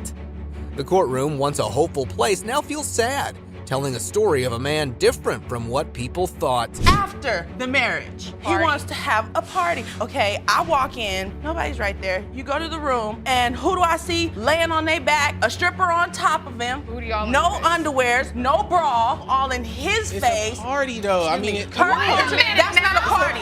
That's not a party. That's not a party. That's a striptease. In a gripping climax, the DNA results confirm Mr. Singleton's darkest fears. Ariana is not his daughter. The gavel falls, marking the end of the courtroom odyssey.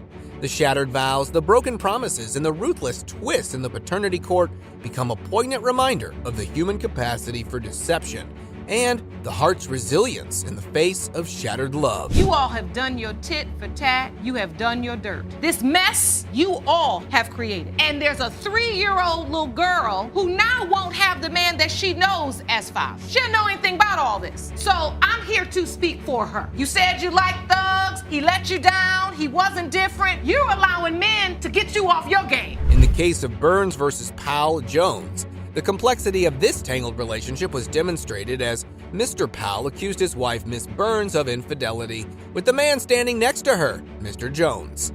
The courtroom drama escalated with accusations, revelations, and the looming question of the paternity of Kendall, their 6-month-old child. Let me get down to the bottom of this. You're married to him for 3 months. When do you even meet Mr. Jones? We have a child together. We have a 6-year-old together. So when the DNA come up for her and he come back the father to her, he wanted to meet her because he hadn't seen her pretty much her whole life. Miss Burns, visibly caught between the two men, admitted to a tumultuous relationship with Mr. Powell, characterized by separations and reconciliations.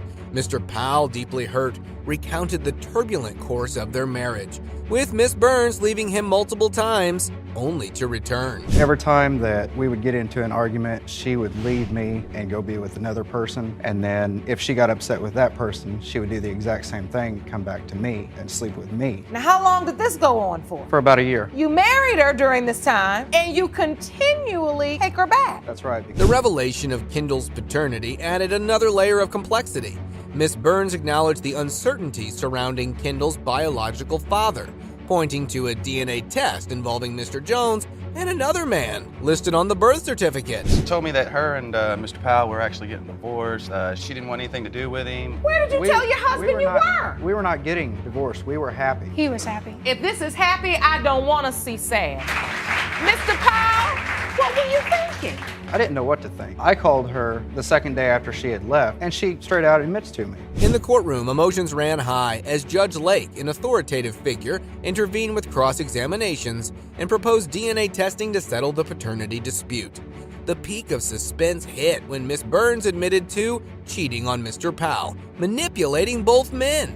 The painful truth exposed a web of deceit, unraveling the complex relationships in this legal saga. We have 4 kids, Your Honor. I do take care of her other daughter that's not mine, and she calls me daddy. And oh my goodness. So Ms. Burns, tell me today, who do you want to be with? You got half the children calling him daddy, the other half calling him daddy. He loves you. He looked like he about through with you. I don't know what you want to do. In the end, the revelation of Kendall's true biological father, determined through DNA testing, added a surprising twist to the narrative. Mr. Jones emerged as the biological father, leaving Mr. Powell grappling with the aftermath of the emotional roller coaster. The case concluded with Judge Lake urging all parties to prioritize the well-being of Kendall and to navigate the complexities of co-parenting with maturity and responsibility. Mr. Jones, you are his father. sorry, man, I was rooting for you, bro. I'm still gonna love the kid no matter what. I'm gonna be there. But all the information that I just heard today, I just wish it kind of wasn't. I don't know what to say. It was a lot to hear today. Yeah, it was. In a solemn courtroom, the legal saga of Lopez versus Carbajal began to play out. Ms. Lopez accused Mr. Carbajal of a DNA testing scam to evade paternal duties. Tension filled the air as Mr. Carbajal vehemently denied the charges, setting the stage for an emotionally charged legal battle in the harrowed halls of justice. Mr. Carbajal, take me back. Yes. Because I'm trying to figure out why was there ever doubt in the first place. Well, I met her through a social network. She told me, hey, come see me, for the weekend or just one night. So I want to go see her. We basically have sex that first night. It was not Boom. that Yes, first it night. was. No, Yes, it no, was it the first wasn't. night. Yes, it was. No, it was not. Yeah, whatever. As the proceedings continued, the judge explored a web of deceit in the litigants' turbulent relationship.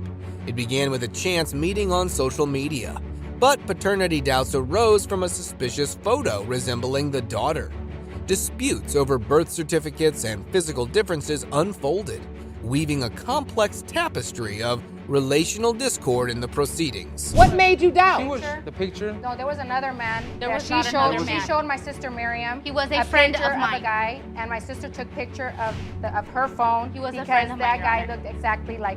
So Rihanna. you were showing pictures in your phone was of a showing my guy sister. to your sister. Yes. Ms. Lopez confessed to sending a photo of another man holding the baby to pressure Mr. Carbajal into a fatherly role. This revelation added complexity to the case. The judge, confronted with a tangled narrative, questioned the validity of a home DNA test in advance, casting doubt on its accuracy in this pivotal moment of the courtroom drama. Ms. Lopez, you sent him a picture? I sent him a picture to of show someone him. else holding a child that you said was his? I sent it because to show him that there would be another man, Why would it possibly, be another man? possibly to man up and take care of his responsibility. I did not meet up with my ex until a month before I had my daughter. The judge's revelation of DNA results marked the climax, shocking the courtroom by declaring Mr. Carbajal not the father of either child. Emotional fallout exposed relationship fragility and the consequences of dishonesty. The judge sternly addressed Ms. Lopez's lies, emphasizing the gravity of her attempts to manipulate the truth and evade facing the situation's reality. We spent a lot of money to do those tests. You guys should have still told us what you were No, you going think we to were do. going to tell you? Think you guys were going to let us do it? No. We would have let you do it. I would have let you do it, yes. You would never. I wanted to be there when you guys did it. Gabriella told him, if you wouldn't want let to them- do it, let's do it. Let's do the swap. I told you I wanted to be there. In the aftermath of the legal showdown, the once tight deception lay shattered. Ms. Lopez, now faced with the truth, expressed regret and a commitment to single-handedly support her children. The courtroom saga served as a cautionary tale, illustrating the far-reaching consequences of dishonesty, while the truth, though painful, emerged victorious in the end. Ms. Lopez? Yes. Now, you two people's mother. Do you know who their fathers are? Yes, I do. Is it the same person or two different fathers? Two, but I know who they are. Okay.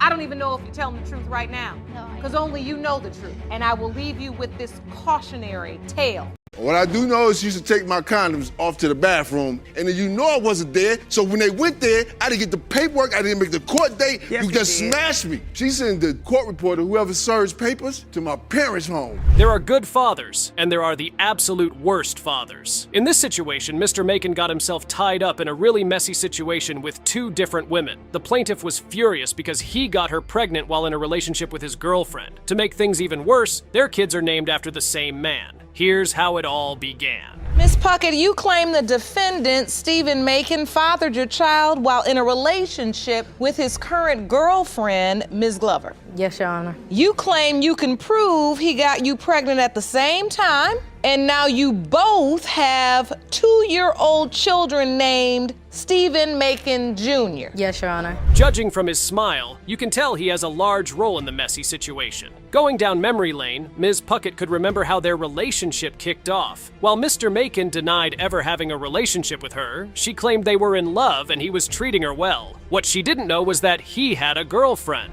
And then I call him and I tell him, that I was pregnant. I told him, he said, how? And I told him, because I took a pregnancy test. Did you know he had a girlfriend that he was off and on with? No. So in your mind, what was this thing you all had?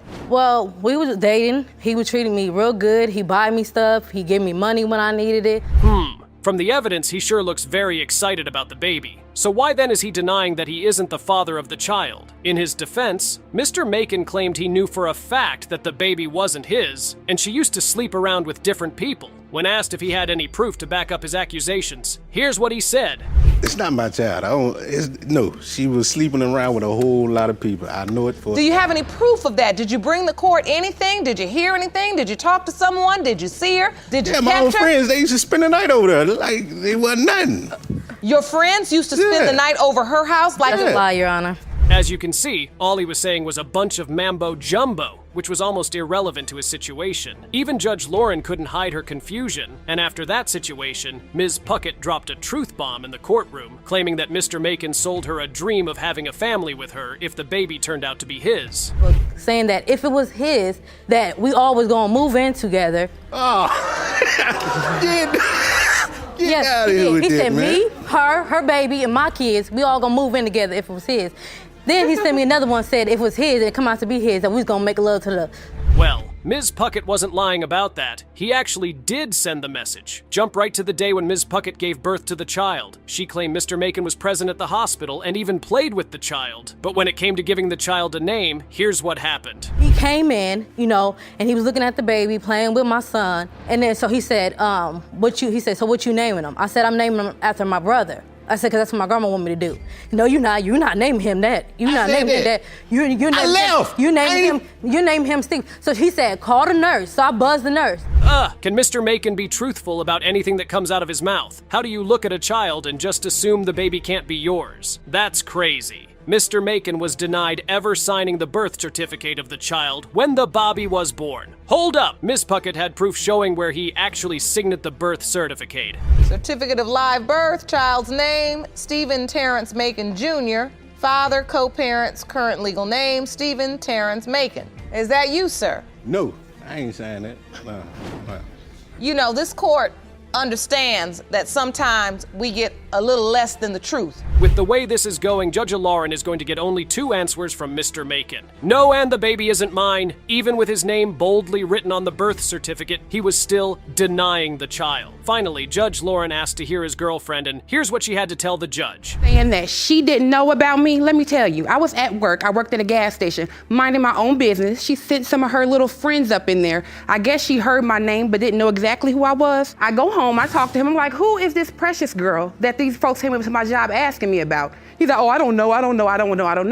So I put my detective hat on. I'm like, okay, you don't know?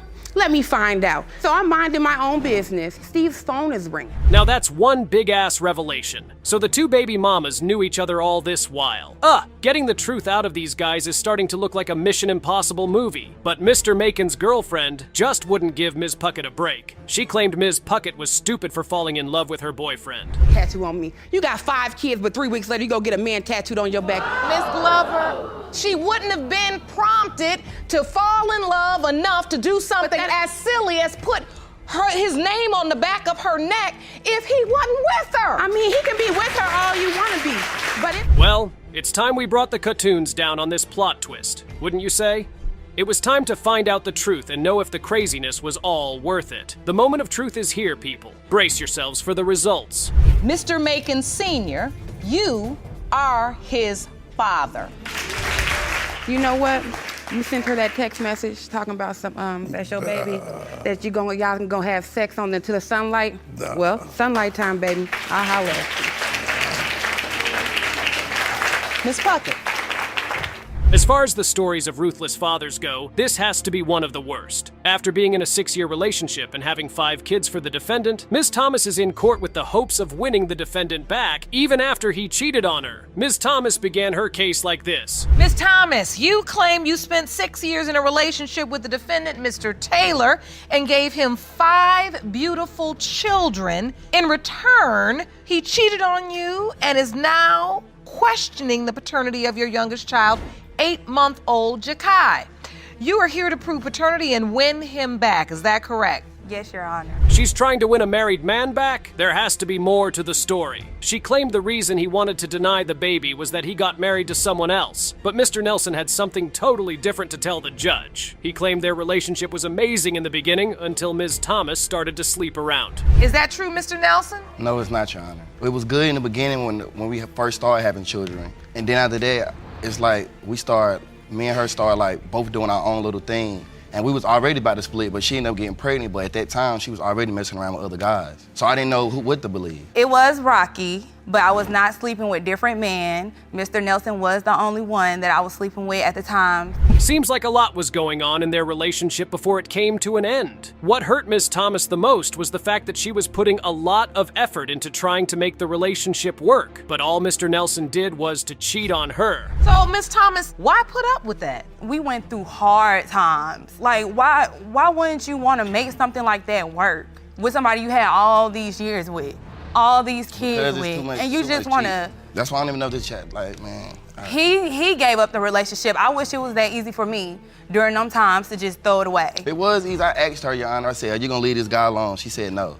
Well, Ms. Thomas wasn't innocent of the cheating scandal. Although she claimed they were apart while it happened, she actually slept with another man. And you can trust Mr. Nelson to be the detective in this situation. Here is how he found out she was messing with another man. Her purse and everything, she'd be like, I'm going to work today. Cause I went to the She'd come back and be like, you like this outfit right here? I'm like, yeah, where you going? Well, you worked all week. If anything, I've been here with the kids all day long, all 4 of them. Oh, so you feel like she started getting missing? She did. She came in at 5 o'clock in the morning. I was like, where you come from? So I'm grown. I can do what I want to do. But Miss Thomas, now you were painting a picture about you, like you all were in love. It was against all odds. We were. So apparently they were already 4 years into the relationship when the whole cheating scandal started. Still playing Mr. Detective, Baby Daddy noticed that Ms. Thomas had added some weight. He then decided to ask her what had changed while he was away. And this was her response. Messing with me and the same guy around the same time. When I got back from North Carolina, Your Honor, that is not true. I asked her, I said, you gained some weight. She was like, oh, I've been eating a lot. And then what else? And Your Honor, that same day he said that, we walked to the store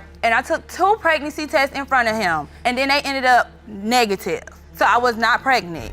I also had an app on my phone tracking my periods when I'm ovulating, and I have it right here. Thank God they are separated now. These guys never get tired of disagreeing with each other. Moving on, Ms. Thomas found out she was pregnant, and of course, she reached out to Mr. Nelson. He was quite excited about the baby, telling everyone his girlfriend was pregnant, but the moment he met his wife, that story changed like the weather. I need to put a nail on that if she was messing with me and the same guy around the same time. When I got back from North Carolina, Your Honor, that is not true. I asked her, I said, you gained some weight. She was like, oh, I've been eating a lot. And then what else? And Your Honor, that same day he said that, we walked to the store and I took 2 pregnancy tests in front of him and then they ended up negative. So I was not pregnant. I also had an app on my phone tracking my periods when I'm ovulating.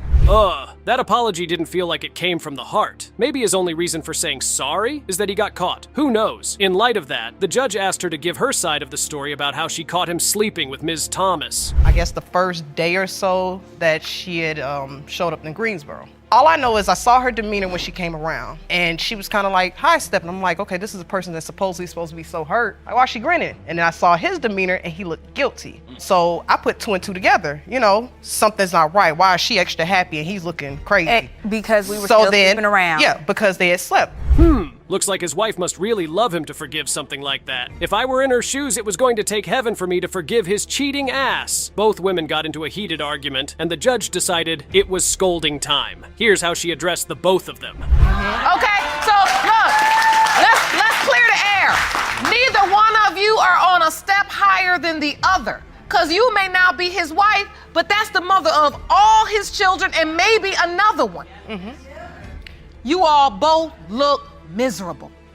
I can see the look on your face, Mr. Nelson. You decided in your mind that it's possible for you to have both of these women. After all that back and forth, Judge Lauren decided to ask Ms. Thomas what her hopes were at the end of the trial, and what she said blew the minds of everyone in the courtroom. You don't believe me? Well, take a look. I'll try to move forward with my life.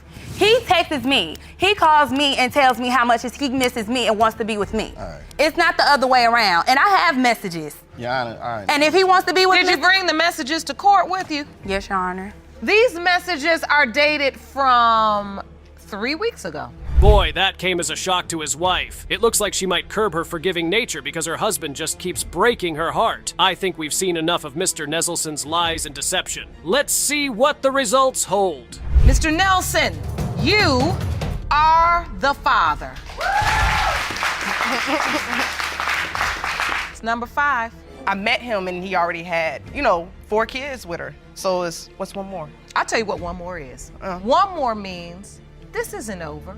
This child deserves to know his father. His father's gonna have to come visit him. His father is still sleeping with his mother. Mr. Williams' life had been stuck in paying and dodging child support, and by now, he had had enough of this lifestyle, so he wanted to end it once and for all. He claimed that he was not the biological father of 22-year-old girl, Clarissa, yet Ms. Smith con-tricked him into this paternity run. Mr. Williams, you have brought Ms. Annette Smith to court today claiming she scammed you into paying child support on her 22-year-old daughter, Clarissa. You say you use condoms at all times, so you cannot be Clarissa's father. Yes, Your Honor. You plan to prove your case today and return to court in your home state to dispute. It was obvious that no one could be scammed into this kind of huge mess without being related. Yet Mr. William tried to prove that he was an innocent man who had done nothing wrong, which led him into this dispute. Ms. Smith was the villain of his story, but the defendant closed his lie box and spilt the truth like this. Big. I mean, I've been held to not being able to get to my fullest ability to make a lot of outstanding money. When I met Eli, he never had a job. That's what I paid for everything. No, that's not true. Eli had money when he got into a car accident. Oh my goodness, that's not true. We had a relationship. That's not true. We did not have a relationship. Yes, we did. We did not have a relationship. Yes, we did. Up next, the woman explained the relationship saga. It slipped that the alleged dad was the only possibility of being the father, as baby mama did not have any other guy. So when she told him about her being pregnant, he embraced her but later turned his back on her. You say this was a real relationship? Yes, ma'am, it was. There you go, right there. You all were boyfriend and girlfriend? Yes. No. At the point that you realized you were pregnant, before that, were you sleeping with anybody else besides Mr. Williams? No. When you found out you were pregnant, did you tell him? Yes, ma'am, I did. What day? What was his reaction? The same night. What day? What night? Yep. What night? Yes, I did. What was his reaction? Goodness. However, he was acting like a compulsive liar, and it looked like his words were not helping him anymore. He had an opportunity to get a DNA test, but instead of clearing this mishmash, he vanished. And I said, yeah, you need to come down here to see Clarissa. They know he never showed up, but he came down here plenty of times after that. When I was on Public Assistant, they asked Eli to come down here for the blood test. Eli declined. He didn't want to show up. When? You remember? No, I don't. When they put you on child support, when you get AFDC, no. they asked you for the blood test, and he didn't want to do it. That's not true. The defendant claimed that Ms. Smith forged his name on the birth certificate by sending legal documents to the wrong address for financial benefits. But the woman gave him a sassy reality check like this. To the wrong address, knowing I ain't there. You're saying she purposely gave the wrong address? Yes. So that you would then miss the court date and be named the father by default. Yes. And then once you were named the father by default, you were put on child support. Wasn't nothing I could do. Nothing I could do. Mr. Williams is saying he feels like you scammed him, and you're saying we were in a relationship. When I got pregnant, I told him. It was apparent that the plaintiff's testimony was quite shady, as he was putting on a defensive show with his false fibs. Even though no one was buying his baffled story, he continued stooping low with his nasty saga like this. What did you used to do with my condoms when you used to do with them? We never used no condoms, Eli. What did you used to do with them? Oh, my God. Why are you doing this? You never used condoms? Never. So, Mr. Williams, you say you always used condoms. As far as I know, always use condoms. What I do know is she used to take my condoms off to the bathroom, and whatever she did in the bathroom with that condom, because I used to lay there. I guess Mr. Williams should act mindful instead of swinging around back and forth. Next, the defendant brought some pictures to support her claims, but the man asserted that he backed off because there was another man involved. Mr. Williams and Clarissa. That's when he came to visit. This is you and the baby. Right. It doesn't look like you're denying her at that point. Doesn't look like it. I'm not denying, because at that point in time in life, none of this was available to me to find out a blood test and all this stuff, because I didn't know nothing about it. So this is a picture of you both and Clarissa in California. Yeah. Apparently both parties were at odds and were making things more difficult in this mess. So Judge Lake summoned Clarissa. She testified that Mr. William had never bothered her and was the true definition of deadbeat daddy like this. Do you remember receiving gifts from your father? Never. Never? We never done that. Yeah, I did. But he did collect calls.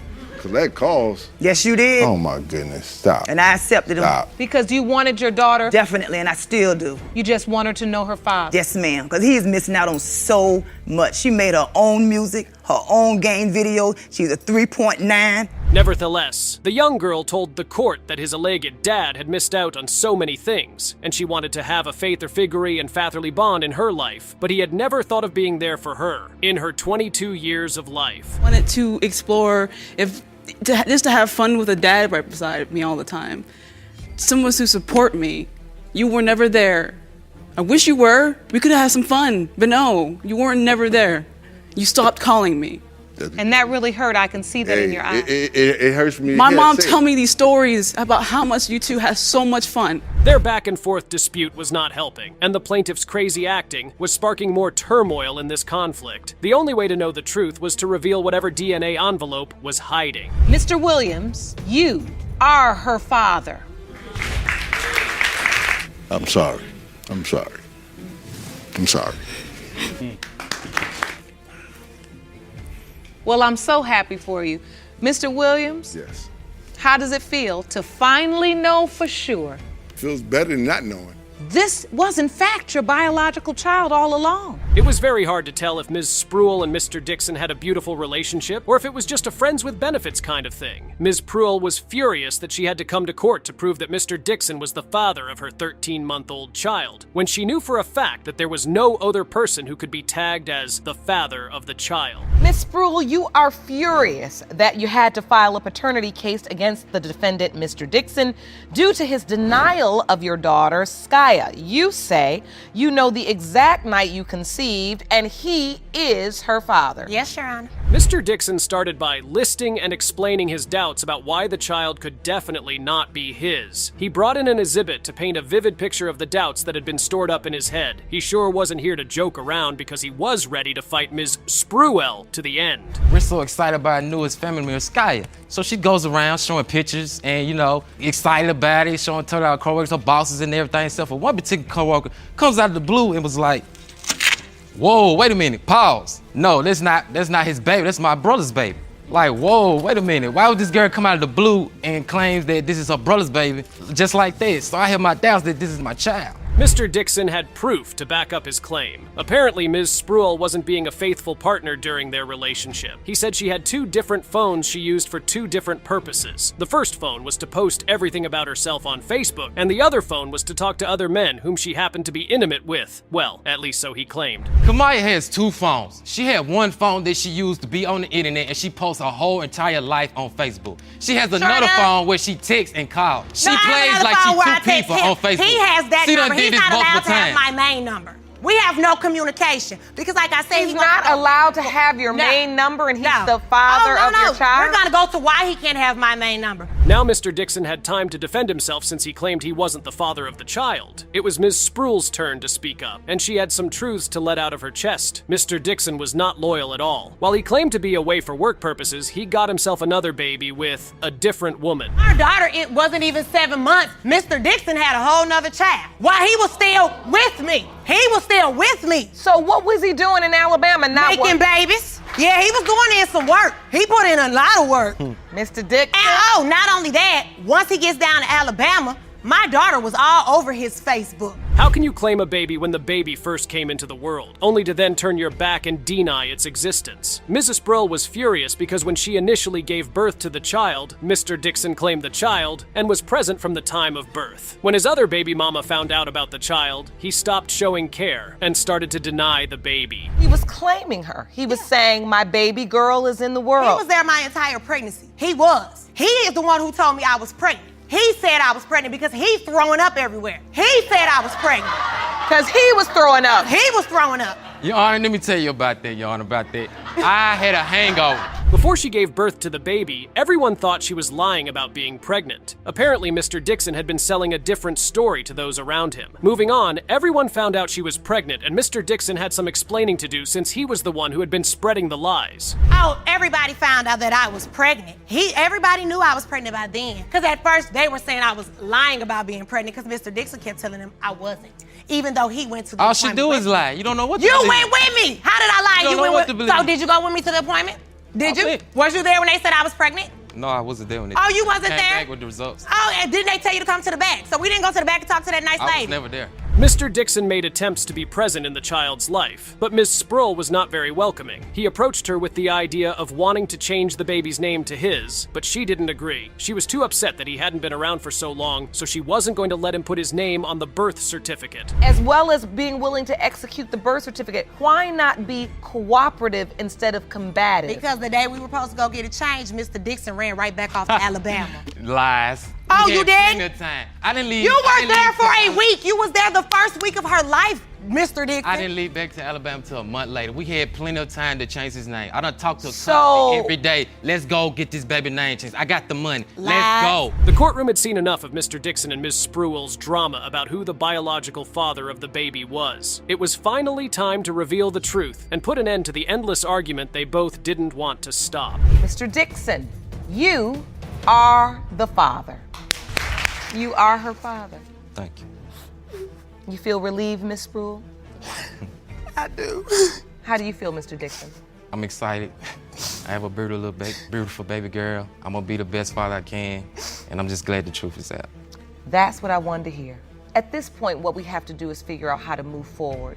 You know, God created men to conquer, to overrule, and woman cannot empower. Woman cannot empower men. What are we on, Game of Thrones? You see what I did with every day? These senior citizens were involved in a steamy summer romance. 57-year-old Mr. Henderson and 56-year-old Ms. Brown were together for a summer some years back. Now Ms. Brown is in paternity court with her 32-year-old son, Roddell. They are here to prove that this hot romance resulted in Roddell being conceived. Mr. Henderson denies it fervently, saying the most ridiculous things in the process. He calls Ms. Brown just another lady on his team. Here is their case. Can you explain, how did your son and you end up here 32 years after his birth? Yes, Your Honor. I was living in Jersey City when I met Mr. Henderson at a bar. Mr. Henderson was a DJ. Mr. Henderson came to the bar and told me that I had some sexy eyes, some beautiful eyes. By him being a charming, very good looking, Your Honor. Mr. Henderson has never met Roddell, is not interested in doing so, and he never will be. At this point, Ms. Brown basically dragged him out to paternity court. He denies every single thing she says so strongly, this woman would begin to doubt any of these things happened if she were not there to experience it herself. What a man, really. Calling each other, going to each other's house, Your Honor. While you were pregnant? Yes. Not true. Yes, it's true. Right. It's true. Mr. Henderson was the only man that I was seeing in the state of New Jersey at the time. I had no chance of being with no other man but Mr. Henderson. Your Honor, that's not true. That's true. Me and Miss Brown, is true. we were It never is true. dating. We were never dating. He went on to explain that she was simply one of the many that were on his team. A very interesting way to put it, too. They never dated, and he was never interested in dating her. He added that he did not want any committed relationship at that point in his life, and he definitely did not need any children, seeing that he had a lot of them already. I didn't want any more children than I had children, and during the time when she said she got pregnant, I wasn't even dating her, and I always used protection when I was with her because I was sleeping with multiple partners. So why would I do that? All right, so you say you got a team. Well, I had a team. Yeah, So she was just what one you're member of the team, and so- she got a cut slip.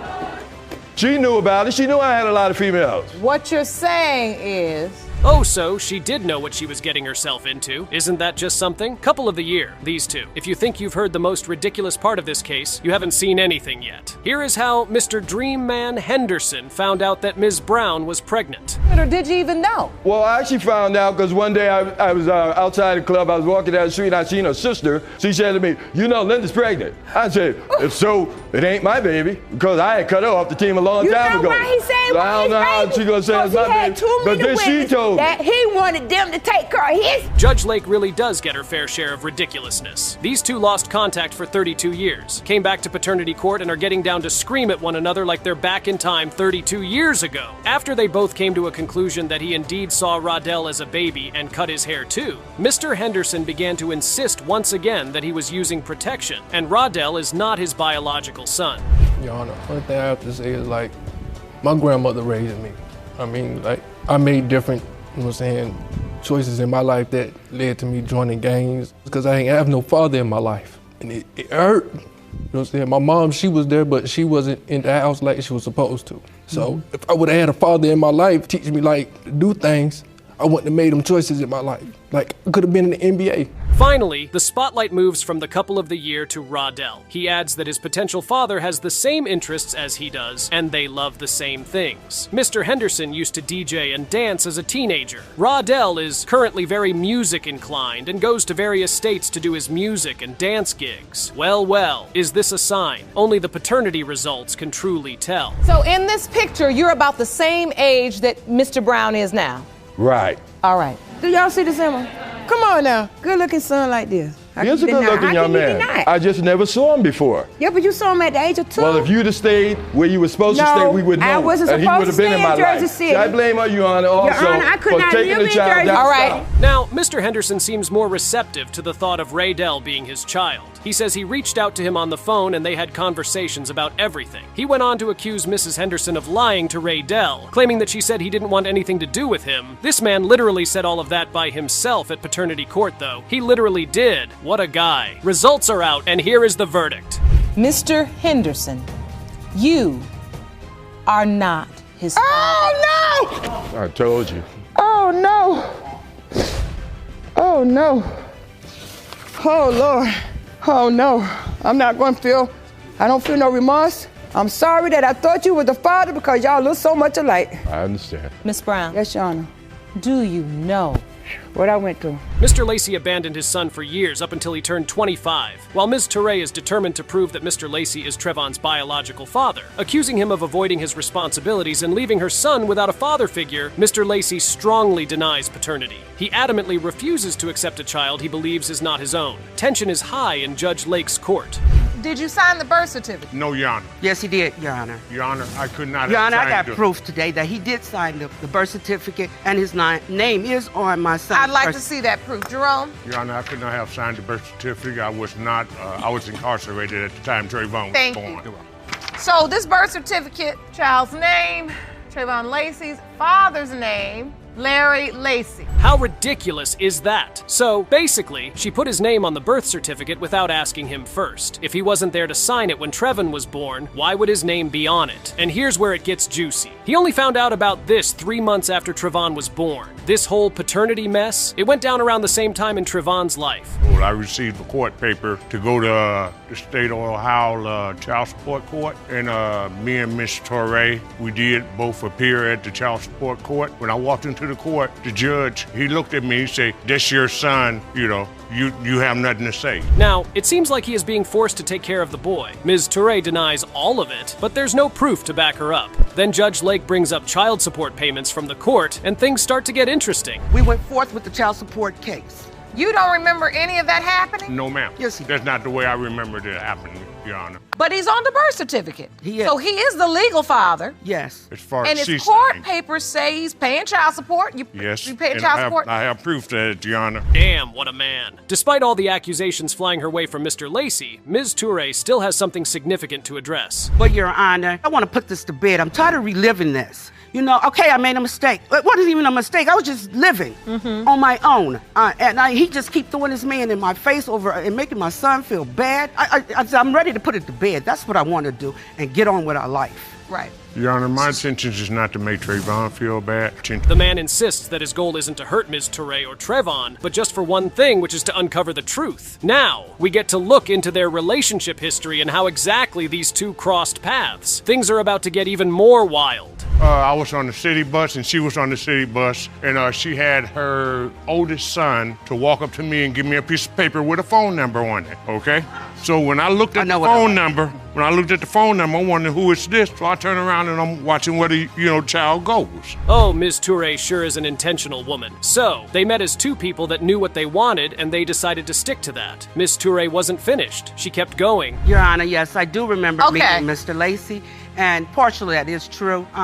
The thing is, I found him very attractive and very charming. Yes, I did. And I did approach him because I like what I saw. So the chemistry, once we started talking, the chemistry was good. Ah, yes. They moved in together and things went south from there. He left her, they broke up, she met other people. If you think this is a ridiculous lot to take in, you haven't seen anything yet. Look, it honestly sounds better to hear it all from Ms. Touré. At this time, my first time I had sex with Mr. Lacey, he got me pregnant. But I didn't know it at the time. So Mr. Lacey, talking about he left and went out of town, he just disappeared, Your Honor. He disappeared. I don't know where he went, but later on down the road, as time revealed, he was living a double life. It was another woman in the neighborhood that he had left me for. So at that time, I thought, it was over. That right there is a wild turn of events. Like she was not explaining efficiently enough before, she went deeper into the whole thing. So wait a minute, you all in this relationship, everything's going fine, then you come back home and Mr. Lacey is gone? No, Mr. Lacey had sex with me and took off. Oh, so after he had sex, with me and took off. I didn't see him for a long time after that. Yeah. Wait, I thought you said he moved in. I thought you said he Honor. moved in. Yes, he did. That was after the fact. He came back and caught the guy at my house. Again, what a guy. This then leads to the next thing on the agenda. How then did Mr. Lacey harbor so much doubt towards Trevin if all evidence points to him? With everything going on, it seems like he's the only man in the life of Khadijah Toure. Here's the next thing on the agenda.